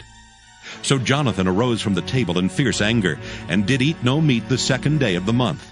for he was grieved for David because his father had done him shame. And it came to pass in the morning that Jonathan went out into the field at the time appointed with David and a little lad with him. And he said unto his lad, Run! Find out now the arrows which I shoot. And as the lad ran, he shot an arrow beyond him. And when the lad was come to the place of the arrow which Jonathan had shot, Jonathan cried after the lad and said, Is not the arrow beyond thee? And Jonathan cried after the lad, Make speed, haste, stay not. And Jonathan's lad gathered up the arrows and came to his master. But the lad knew not anything, only Jonathan and David knew the matter. And Jonathan gave his artillery unto his lad, and said unto him, Go, carry them to the city. And as soon as the lad was gone, David arose out of a place toward the south, and fell on his face to the ground, and bowed himself 3 times. And they kissed one another, and wept one with another, until David exceeded. And Jonathan said to David, Go in peace, for as much as we have sworn, both of us, in the name of the Lord, saying, The Lord be between me and thee, and between my seed and thy seed forever. And he arose and departed. And Jonathan went into the city. 1 Samuel chapter 21. Then came David to Nob to Ahimelech the priest. And Ahimelech was afraid at the meeting of David, and said unto him, Why art thou alone, and no man with thee? And David said unto Ahimelech the priest, The king hath commanded me a business, and hath said unto me, Let no man know anything of the business whereabout I send thee, and what I have commanded thee, and I have appointed my servants to such and such a place. Now therefore, what is under thine hand? Give me 5 loaves of bread in mine hand, or what there is present. And the priest answered David, and said, There is no common bread under mine hand, but there is hallowed bread, if the young men have kept themselves at least from women. And David answered the priest, and said unto him, Of a truth women have been kept from us about these 3 days since I came out, and the vessels of the young men are holy, and the bread is in a manner common, yea, though it were sanctified this day in the vessel.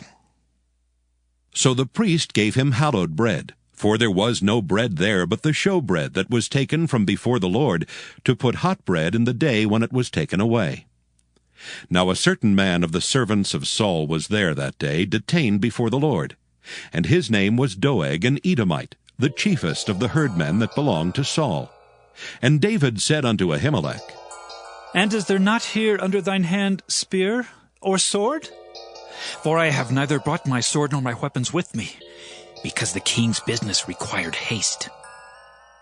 And the priest said, The sword of Goliath the Philistine, whom thou slewest in the valley of Elah, behold, it is here wrapped in a cloth behind the ephod. If thou wilt take that, take it, for there is no other save that here. And David said, There is none like that. Give it me. And David arose and fled that day for fear of Saul, and went to Achish the king of Gath. And the servants of Achish said unto him, Is not this David the king of the land? Did they not sing one to another of him in dances, saying, Saul hath slain his thousands, and David his 10,000s? And David laid up these words in his heart, and was sore afraid of Achish the king of Gath. And he changed his behavior before them, and feigned himself mad in their hands, and scrabbled on the doors of the gate, and let his spittle fall down upon his beard. Then said Achish unto his servants, Lo, ye see the man is mad, wherefore then have ye brought him to me? Have I need of madmen, that ye have brought this fellow to play the madman in my presence? Shall this fellow come into my house? 1 Samuel chapter 22. David therefore departed thence, and escaped to the cave Adullam. And when his brethren and all his father's house heard it, they went down thither to him. And every one that was in distress, and every one that was in debt, and every one that was discontented, gathered themselves unto him, and he became a captain over them. And there were with him about 400 men. And David went thence to Mizpah of Moab, and he said unto the king of Moab, Let my father and my mother, I pray thee, come forth, and be with you, till I know what God will do for me.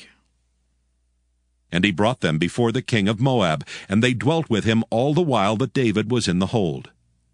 And the prophet Gad said unto David, Abide not in the hold. Depart, and get thee into the land of Judah.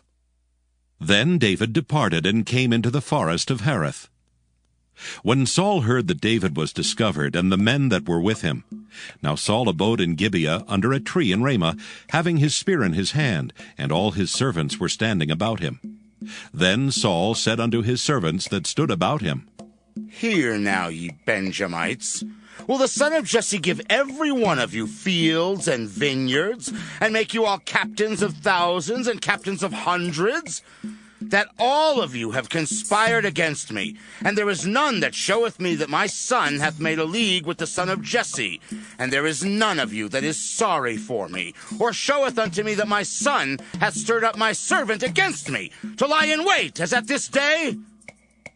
Then answered Doeg the Edomite, which was set over the servants of Saul, and said, I saw the son of Jesse coming to Nob, to Ahimelech the son of Ahitub, and he inquired of the Lord for him, and gave him victuals, and gave him the sword of Goliath the Philistine.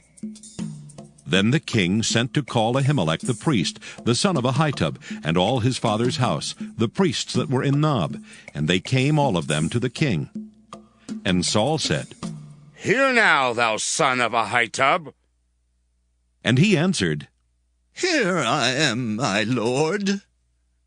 And Saul said unto him, Why have ye conspired against me, thou and the son of Jesse, in that thou hast given him bread and a sword, and hast inquired of God for him, that he should rise against me, to lie in wait, as at this day?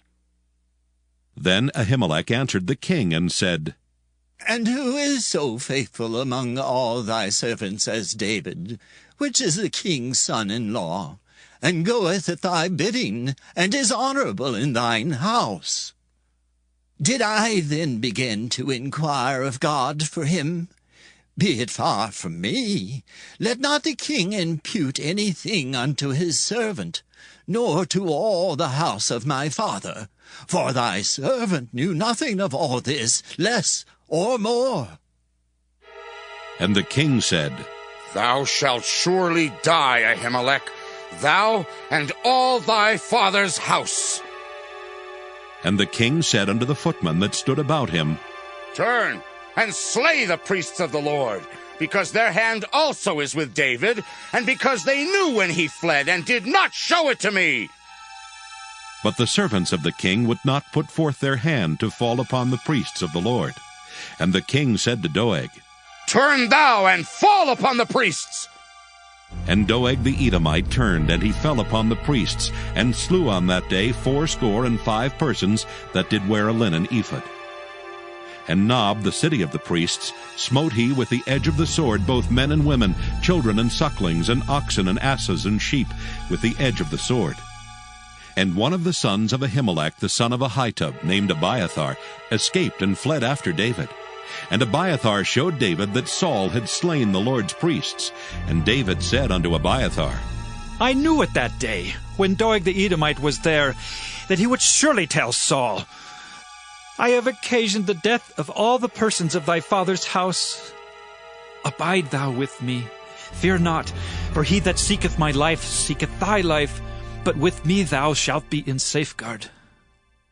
1 Samuel chapter 23. Then they told David, saying, Behold, the Philistines fight against Keilah, and they rob the threshing floors.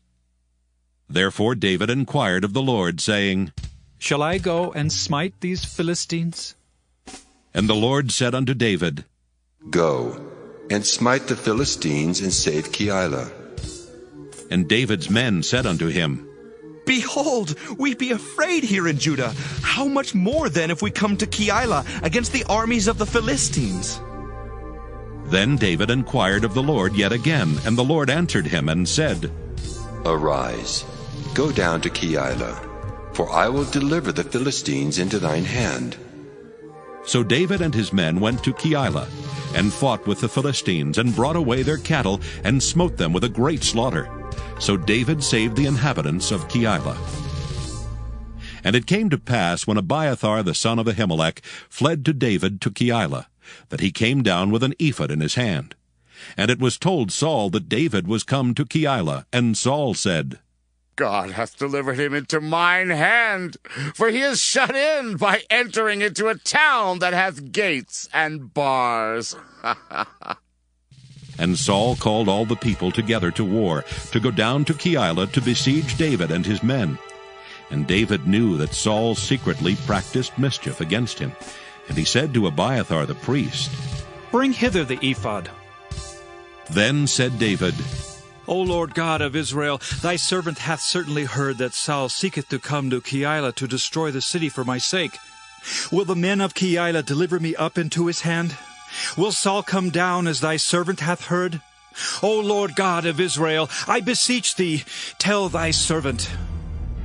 And the Lord said, He will come down. Then said David, Will the men of Keilah deliver me and my men into the hand of Saul?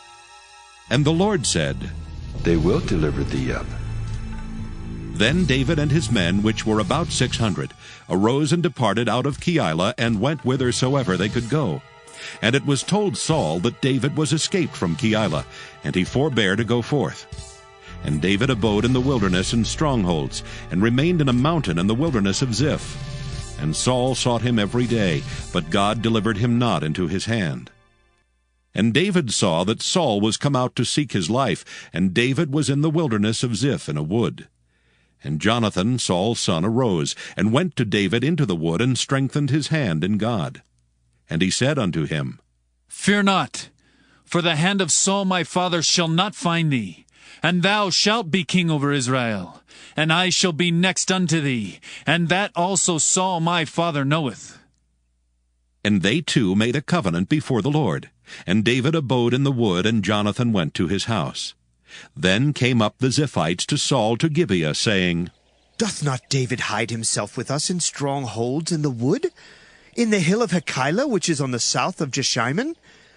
Now therefore, O king, come down according to all the desire of thy soul to come down, and our part shall be to deliver him into the king's hand. And Saul said, Blessed be ye of the Lord, for ye have compassion on me. Go, I pray you, prepare yet, and know and see his place where his haunt is, and who hath seen him there, for it is told me that he dealeth very subtly. See therefore, and take knowledge of all the lurking places where he hideth himself, and come ye again to me with the certainty, and I will go with you. And it shall come to pass, if he be in the land, that I will search him out throughout all the thousands of Judah. And they arose and went to Ziph before Saul. But David and his men were in the wilderness of Maon, in the plain on the south of Jeshimon. Saul also and his men went to seek him, and they told David. Wherefore he came down into a rock, and abode in the wilderness of Maon. And when Saul heard that, he pursued after David in the wilderness of Maon.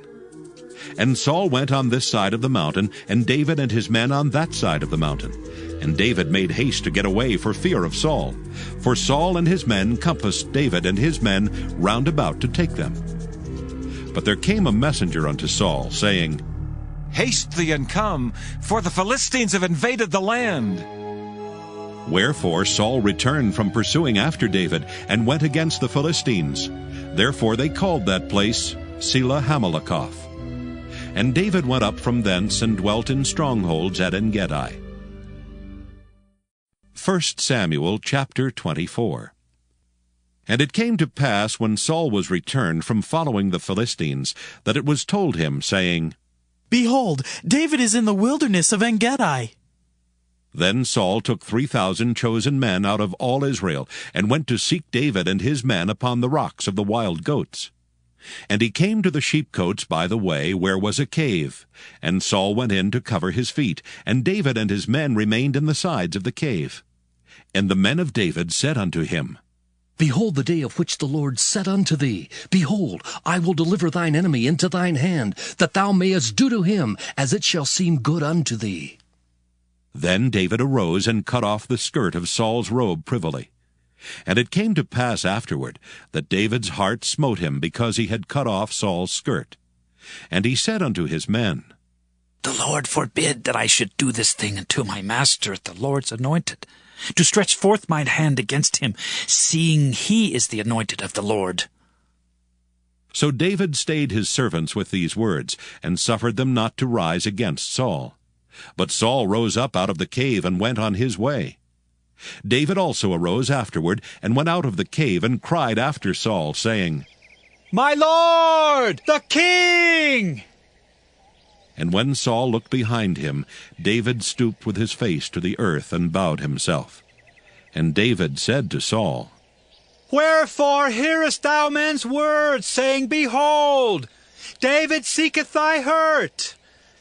Behold, this day thine eyes have seen how that the Lord hath delivered thee today into mine hand in the cave. And some bade me kill thee, but mine eyes spared thee. And I said, I will not put forth mine hand against my Lord, for he is the Lord's anointed. Moreover, my father, see the skirt of thy robe in my hand, for in that I cut off the skirt of thy robe, and killed thee not. Know thou, and see that there is neither evil nor transgression in mine hand, and I have not sinned against thee, yet thou huntest my soul to take it. The Lord judge between me and thee, and the Lord avenge me of thee. But mine hand shall not be upon thee. As saith the proverb of the ancients, Wickedness proceedeth from the wicked, but mine hand shall not be upon thee. After whom is the king of Israel come out? After whom dost thou pursue? After a dead dog? After a flea? The Lord therefore be judge, and judge between me and thee, and see, and plead my cause, and deliver me out of thine hand. And it came to pass, when David had made an end of speaking these words unto Saul, that Saul said, Is this thy voice, my son David? And Saul lifted up his voice and wept. And he said to David, Thou art more righteous than I, for thou hast rewarded me good, whereas I have rewarded thee evil. And thou hast showed this day how that thou hast dealt well with me. Forasmuch as when the Lord had delivered me into thine hand, thou killedst me not. For if a man find his enemy, will he let him go well away? Wherefore the Lord reward thee good for that thou hast done unto me this day. And now, behold, I know well that thou shalt surely be king, and that the kingdom of Israel shall be established in thine hand. Swear now therefore unto me by the Lord, that thou wilt not cut off my seed after me, and that thou wilt not destroy my name out of my father's house. And David sware unto Saul, and Saul went home, but David and his men gat them up unto the hold. 1 Samuel chapter 25. And Samuel died, and all the Israelites were gathered together, and lamented him, and buried him in his house at Ramah. And David arose and went down to the wilderness of Paran. And there was a man in Maon whose possessions were in Carmel. And the man was very great, and he had 3,000 sheep and 1,000 goats, and he was shearing his sheep in Carmel. Now the name of the man was Nabal, and the name of his wife Abigail, and she was a woman of good understanding, and of a beautiful countenance. But the man was churlish and evil in his doings, and he was of the house of Caleb. And David heard in the wilderness that Nabal did shear his sheep. And David sent out 10 young men, and David said unto the young men, Get you up to Carmel, and go to Nabal, and greet him in my name. And thus shall ye say to him that liveth in prosperity, Peace be both to thee, and peace be to thine house, and peace be unto all that thou hast. And now I have heard that thou hast shearers. Now thy shepherds which were with us, we hurt them not, neither was there aught missing unto them. all the while they were in Carmel. Ask thy young men, and they will show thee. Wherefore let the young men find favor in thine eyes, for we come in a good day. Give, I pray thee, whatsoever cometh to thine hand unto thy servants, and to thy son David. And when David's young men came, they spake to Nabal according to all those words in the name of David, and ceased. And Nabal answered David's servants, and said, Who is David, and who is the son of Jesse? There be many servants nowadays that break away every man from his master. Shall I then take my bread, and my water, and my flesh, that I have killed for my shearers, and give it unto men whom I know not whence they be? So David's young men turned their way, and went again, and came and told him all those sayings. And David said unto his men, Gird ye on every man his sword. And they girded on every man his sword, and David also girded on his sword. And there went up after David about 400 men, and 200 abode by the stuff. But one of the young men told Abigail, Nabal's wife, saying, Behold, David sent messengers out of the wilderness to salute our master, and he railed on them. But the men were very good unto us, and we were not hurt, neither missed we anything, as long as we were conversant with them when we were in the fields. They were a wall unto us both by night and day, all the while we were with them, keeping the sheep. Now therefore know and consider what thou wilt do, for evil is determined against our master, and against all his household, for he is such a son of Belial that a man cannot speak to him. Then Abigail made haste, and took 200 loaves, and 2 bottles of wine, and 5 sheep ready dressed, and 5 measures of parched corn, and 100 clusters of raisins, and 200 cakes of figs, and laid them on asses. And she said unto her servants, Go on before me. Behold, I come after you. But she told not her husband Nabal. And when it was so, as she rode on the ass, that she came down by the covert of the hill, and behold, David and his men came down against her, and she met them. Now David had said, Surely in vain have I kept all that this fellow hath in the wilderness, so that nothing was missed of all that pertained unto him. And he hath requited me evil for good. So, and more also do God unto the enemies of David, if I leave all that pertain to him by the morning light any that pisseth against the wall.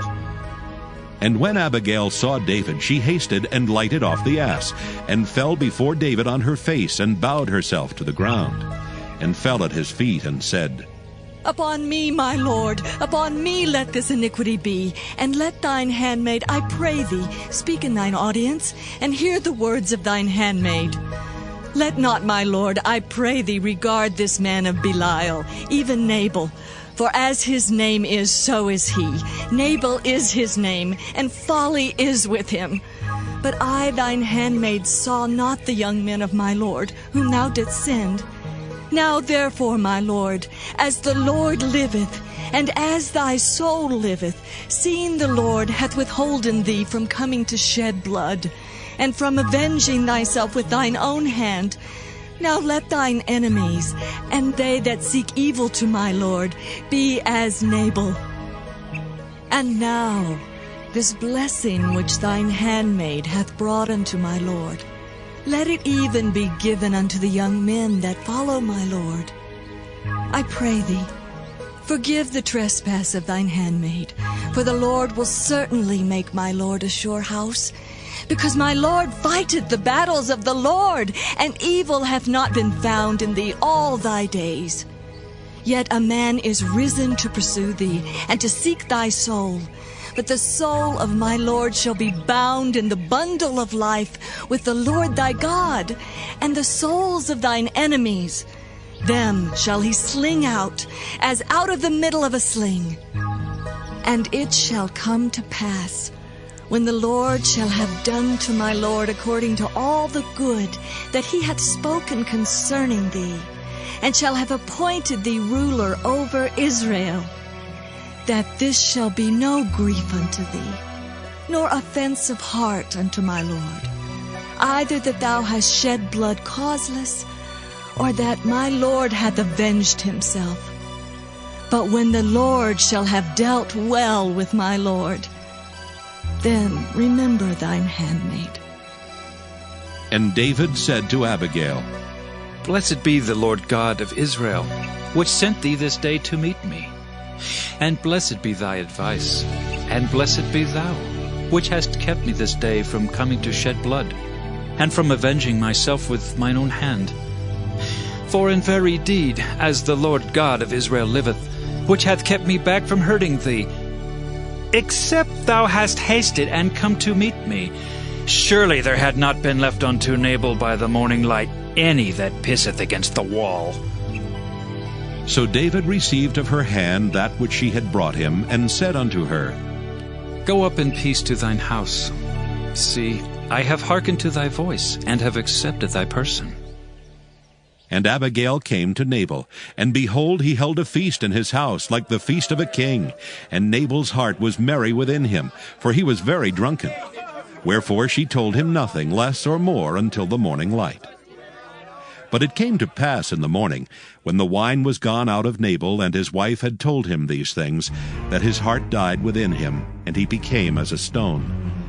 And it came to pass about 10 days after, that the Lord smote Nabal, that he died. And when David heard that Nabal was dead, he said, Blessed be the Lord, that hath pleaded the cause of my reproach from the hand of Nabal, and hath kept his servant from evil. For the Lord hath returned the wickedness of Nabal upon his own head. And David sent and communed with Abigail to take her to him to wife. And when the servants of David were come to Abigail to Carmel, they spake unto her, saying, David sent us unto thee, to take thee to him to wife. And she arose and bowed herself on her face to the earth, and said, Behold, let thine handmaid be a servant to wash the feet of the servants of my Lord. And Abigail hasted and arose and rode upon an ass with 5 damsels of hers that went after her. And she went after the messengers of David and became his wife. David also took Ahinoam of Jezreel, and they were also both of them his wives. But Saul had given Michal his daughter, David's wife, to Phalti the son of Laish, which was of Gallim. 1 Samuel chapter 26. And the Ziphites came unto Saul to Gibeah, saying, Doth not David hide himself in the hill of Hachilah, which is before Jeshimon? Then Saul arose and went down to the wilderness of Ziph, having 3,000 chosen men of Israel with him, to seek David in the wilderness of Ziph. And Saul pitched in the hill of Hachilah, which is before Jeshimon by the way. But David abode in the wilderness, and he saw that Saul came after him into the wilderness. David therefore sent out spies, and understood that Saul was come in very deed. And David arose and came to the place where Saul had pitched.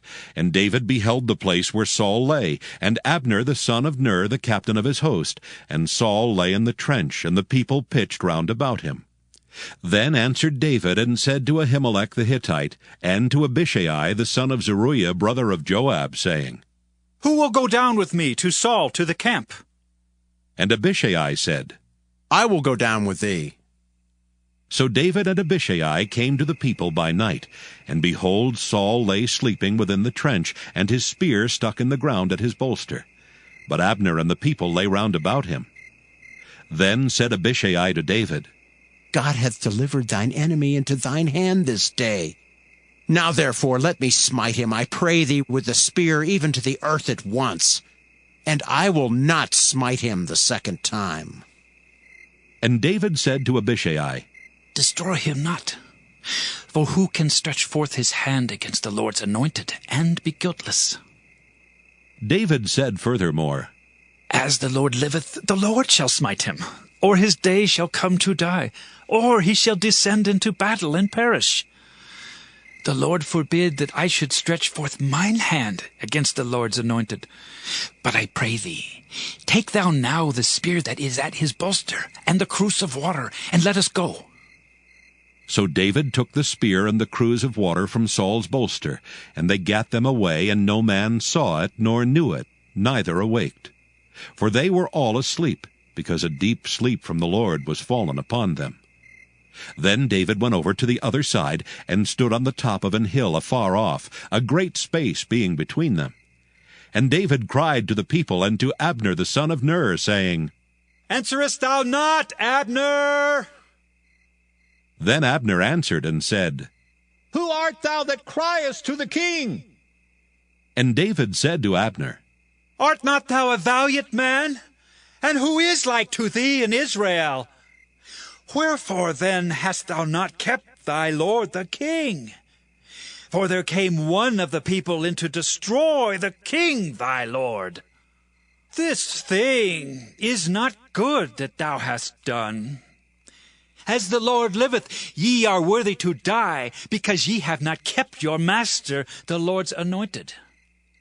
And now see where the king's spear is, and the cruse of water that was at his bolster. And Saul knew David's voice, and said, Is this thy voice, my son David? And David said, It is my voice, my lord, O king. And he said, Wherefore doth my lord thus pursue after his servant? For what have I done? Or what evil is in mine hand? Now therefore I pray thee, let my lord the king hear the words of his servant. If the Lord have stirred thee up against me, let him accept an offering. But if they be the children of men, cursed be they before the Lord. For they have driven me out this day from abiding in the inheritance of the Lord, saying, Go, serve other gods. Now therefore let not my blood fall to the earth before the face of the Lord, for the king of Israel is come out to seek a flea, as when one doth hunt a partridge in the mountains. Then said Saul, I have sinned. Return, my son David, for I will no more do thee harm, because my soul was precious in thine eyes this day. Behold, I have played the fool, and have erred exceedingly. And David answered and said, Behold the king's spear, and let one of the young men come over and fetch it. The Lord render to every man his righteousness and his faithfulness, for the Lord delivered thee into my hand today. But I would not stretch forth mine hand against the Lord's anointed.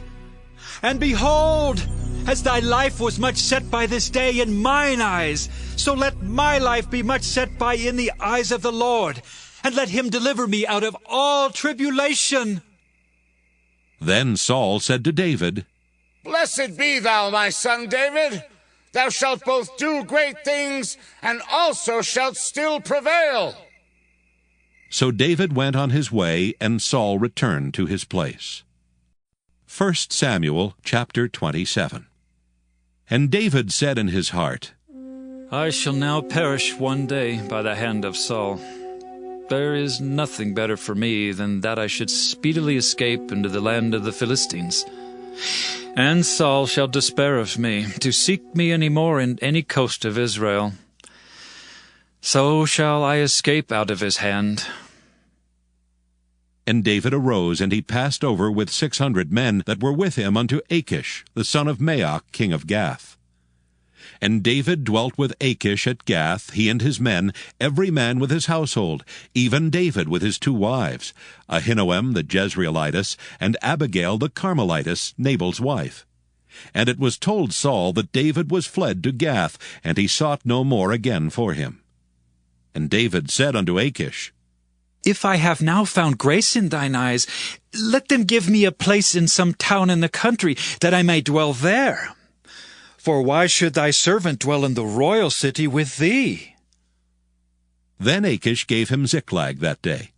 Wherefore Ziklag pertaineth unto the kings of Judah unto this day. And the time that David dwelt in the country of the Philistines was a full year and 4 months. And David and his men went up, and invaded the Geshurites, and the Gezrites, and the Amalekites, for those nations were of old the inhabitants of the land, as thou goest to Shur, even unto the land of Egypt. And David smote the land, and left neither man nor woman alive, and took away the sheep, and the oxen, and the asses, and the camels, and the apparel, and returned and came to Achish. And Achish said, Whither have ye made a road today? And David said, against the south of Judah, and against the south of the Jerahmeelites, and against the south of the Kenites. And David saved neither man nor woman alive to bring tidings to Gath, saying, Lest they should tell on us, saying, So did David, and so will be his manner all the while he dwelleth in the country of the Philistines. And Achish believed David, saying, He hath made his people Israel utterly to abhor him, and therefore he shall be my servant forever. 1 Samuel chapter 28. And it came to pass in those days that the Philistines gathered their armies together for warfare, to fight with Israel. And Achish said unto David, Know thou assuredly that thou shalt go out with me to battle, thou and thy men. And David said to Achish, Surely thou shalt know what thy servant can do. And Achish said to David, Therefore will I make thee keeper of mine head forever. Now Samuel was dead, and all Israel had lamented him, and buried him in Ramah, even in his own city. And Saul had put away those that had familiar spirits, and the wizards out of the land. And the Philistines gathered themselves together, and came and pitched in Shunem. And Saul gathered all Israel together, and they pitched in Gilboa. And when Saul saw the host of the Philistines, he was afraid, and his heart greatly trembled. And when Saul inquired of the Lord answered him not, neither by dreams, nor by Urim, nor by prophets. Then said Saul unto his servants, Seek me a woman that hath a familiar spirit, that I may go to her and inquire of her. And his servants said to him, Behold, there is a woman that hath a familiar spirit at Endor. And Saul disguised himself, and put on other raiment. And he went, and 2 men with him, and they came to the woman by night. And he said, I pray thee, divine unto me by the familiar spirit, and bring me him up whom I shall name unto thee. And the woman said unto him, Behold, thou knowest what Saul hath done, how he hath cut off those that have familiar spirits, and the wizards out of the land. Wherefore then layest thou a snare for my life to cause me to die? And Saul sware to her by the Lord, saying, As the Lord liveth, there shall no punishment happen to thee for this thing. Then said the woman, Whom shall I bring up unto thee? And he said, Bring me up Samuel. And when the woman saw Samuel, she cried with a loud voice. And the woman spake to Saul, saying, Why hast thou deceived me? For thou art Saul. And the king said unto her, Be not afraid, for what sawest thou? And the woman said unto Saul, I saw gods ascending out of the earth. And he said unto her, What form is he of? And she said, An old man cometh up, and he is covered with a mantle. And Saul perceived that it was Samuel, and he stooped with his face to the ground and bowed himself. And Samuel said to Saul, Why hast thou disquieted me to bring me up? And Saul answered, I am sore distressed, for the Philistines make war against me, and God is departed from me, and answereth me no more, neither by prophets nor by dreams. Therefore I have called thee, that thou mayest make known unto me what I shall do. Then said Samuel, Wherefore then dost thou ask of me, seeing the Lord is departed from thee, and is become thine enemy? And the Lord hath done to him as he spake by me. For the Lord hath rent the kingdom out of thine hand, and given it to thy neighbor, even to David. Because thou obeyedst not the voice of the Lord, nor executedst his fierce wrath upon Amalek, therefore hath the Lord done this thing unto thee this day. Moreover, the Lord will also deliver Israel with thee into the hand of the Philistines, and tomorrow shalt thou and thy sons be with me. The Lord also shall deliver the host of Israel into the hand of the Philistines. Then Saul fell straightway all along on the earth, and was sore afraid because of the words of Samuel. And there was no strength in him, for he had eaten no bread all the day, nor all the night. And the woman came unto Saul, and saw that he was sore troubled, and said unto him, Behold, thine handmaid hath obeyed thy voice, and I have put my life in my hand, and have hearkened unto thy words which thou spakest unto me. Now therefore, I pray thee, hearken thou also unto the voice of thine handmaid, and let me set a morsel of bread before thee, and eat, that thou mayest have strength when thou goest on thy way. But he refused, and said, I will not eat. But his servants together with the woman compelled him, and he hearkened unto their voice. So he arose from the earth, and sat upon the bed. And the woman had a fat calf in the house, and she hasted and killed it, and took flour and kneaded it, and did bake unleavened bread thereof. And she brought it before Saul and before his servants, and they did eat. Then they rose up and went away that night. 1 Samuel chapter 29. Now the Philistines gathered together all their armies to Aphek, and the Israelites pitched by a fountain which is in Jezreel. And the lords of the Philistines passed on by hundreds and by thousands, but David and his men passed on in the rearward with Achish. Then said the princes of the Philistines, What do these Hebrews here? And Achish said unto the princes of the Philistines, Is not this David the servant of Saul, the king of Israel, which hath been with me these days or these years? And I have found no fault in him since he fell unto me, unto this day. And the princes of the Philistines were wroth with him. And the princes of the Philistines said unto him, Make this fellow return, that he may go again to his place which thou hast appointed him, and let him not go down with us to battle, lest in the battle he be an adversary to us. For wherewith should he reconcile himself unto his master? Should it not be with the heads of these men? Is not this David, of whom they sang one to another in dances, saying, Saul slew his thousands, and David his 10,000s? Then Achish called David, and said unto him, Surely as the Lord liveth, thou hast been upright, and thy going out and thy coming in with me in the host is good in my sight. For I have not found evil in thee since the day of thy coming unto me, unto this day. Nevertheless, the Lord's favor thee not. Wherefore now return, and go in peace, that thou displease not the lords of the Philistines. And David said unto Achish, But what have I done?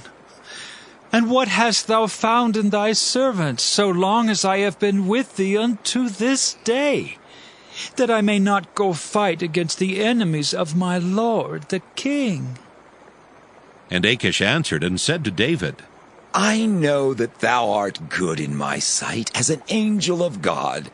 Notwithstanding, the princes of the Philistines have said, He shall not go up with us to the battle.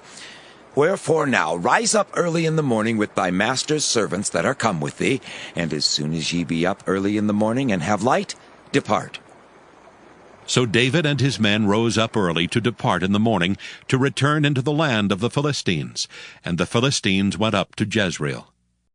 1 Samuel chapter 30. And it came to pass, when David and his men were come to Ziklag on the third day, that the Amalekites had invaded the south, and Ziklag, and smitten Ziklag, and burned it with fire, and had taken the women captives that were therein. They slew not any, either great or small, but carried them away, and went on their way. So David and his men came to the city, and behold, it was burned with fire, and their wives and their sons and their daughters were taken captives. Then David and the people that were with him lifted up their voice and wept, until they had no more power to weep. And David's 2 wives were taken captives, Ahinoam the Jezreelitess, and Abigail the wife of Nabal the Carmelite. And David was greatly distressed, for the people spake of stoning him, because the soul of all the people was grieved, every man for his sons and for his daughters. But David encouraged himself in the Lord his God. And David said to Abiathar the priest, Ahimelech's son, I pray thee, bring me hither the ephod. And Abiathar brought thither the ephod to David. And David inquired at the Lord, saying, Shall I pursue after this troop? Shall I overtake them? And he answered him, Pursue, for thou shalt surely overtake them, and without fail recover all. So David went, he and the 600 men that were with him, and came to the brook Besor, where those that were left behind stayed. But David pursued, he and 400 men, for 200 abode behind, which were so faint that they could not go over the brook Besor. And they found an Egyptian in the field, and brought him to David, and gave him bread, and he did eat. And they made him drink water. And they gave him a piece of a cake of figs, and 2 clusters of raisins. And when he had eaten, his spirit came again to him. For he had eaten no bread, nor drunk any water, 3 days and 3 nights. And David said unto him, To whom belongest thou? And whence art thou? And he said, I am a young man of Egypt, servant to an Amalekite, and my master left me, because 3 days agone I fell sick. We made an invasion upon the south of the Kerethites, and upon the coast which belongeth to Judah, and upon the south of Caleb, and we burned Ziklag with fire. And David said to him, Canst thou bring me down to this company? And he said, Swear unto me by God, that thou wilt neither kill me, nor deliver me into the hands of my master, and I will bring thee down to this company. And when he had brought him down, behold, they were spread abroad upon all the earth, eating and drinking and dancing, because of all the great spoil that they had taken out of the land of the Philistines and out of the land of Judah. And David smote them from the twilight even unto the evening of the next day, and there escaped not a man of them, save 400 young men, which rode upon camels and fled. And David recovered all that the Amalekites had carried away, and David rescued his 2 wives. And there was nothing lacking to them, neither small nor great, neither sons nor daughters, neither spoil, nor anything that they had taken to them. David recovered all. And David took all the flocks and the herds which they drave before those other cattle, and said, This is David's spoil. And David came to the 200 men which were so faint that they could not follow David, whom they had made also to abide at the brook Besor. And they went forth to meet David, and to meet the people that were with him. And when David came near to the people, he saluted them. Then answered all the wicked men and men of Belial of those that went with David, and said, Because they went not with us, we will not give them aught of the spoil that we have recovered, save to every man his wife and his children, that they may lead them away and depart. Then David said, Ye shall not do so, my brethren, with that which the Lord hath given us. Who hath preserved us and delivered the company that came against us into our hand? For who will hearken unto you in this matter? But as his part is that goeth down to the battle, so shall his part be that tarrieth by the stuff. They shall part alike. And it was so from that day forward, that he made it a statute and an ordinance for Israel unto this day. And when David came to Ziklag, he sent of the spoil unto the elders of Judah, even to his friends, saying, Behold, a present for you, of the spoil of the enemies of the Lord.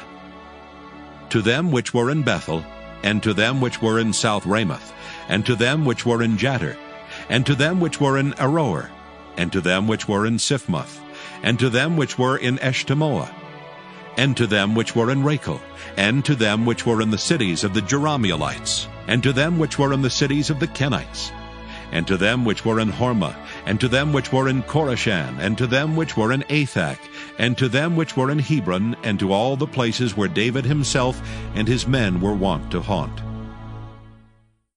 1 Samuel chapter 31. Now the Philistines fought against Israel. And the men of Israel fled from before the Philistines, and fell down slain in Mount Gilboa. And the Philistines followed hard upon Saul and upon his sons.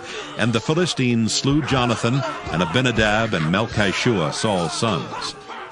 And the battle went sore against Saul, and the archers hit him, and he was sore wounded of the archers. Then said Saul unto his armor-bearer, Draw thy sword, and thrust me through therewith, lest these uncircumcised come and thrust me through, and abuse me. But his armor-bearer would not, for he was sore afraid. Therefore Saul took a sword and fell upon it. And when his armor-bearer saw that Saul was dead, he fell likewise upon his sword and died with him. So Saul died, and his 3 sons, and his armor-bearer, and all his men that same day together. And when the men of Israel that were on the other side of the valley, and they that were on the other side of Jordan, saw that the men of Israel fled, and that Saul and his sons were dead, they forsook the cities and fled, and the Philistines came and dwelt in them. And it came to pass on the morrow, when the Philistines came to strip the slain, that they found Saul and his 3 sons fallen in Mount Gilboa. And they cut off his head, and stripped off his armor, and sent into the land of the Philistines round about, to publish it in the house of their idols and among the people. And they put his armor in the house of Ashtaroth, and they fastened his body to the wall of Bethshan. And when the inhabitants of Jabesh-Gilead heard of that which the Philistines had done to Saul, all the valiant men arose, and went all night, and took the body of Saul and the bodies of his sons from the wall of Bethshan, and came to Jabesh, and burnt them there. And they took their bones, and buried them under a tree at Jabesh, and fasted 7 days.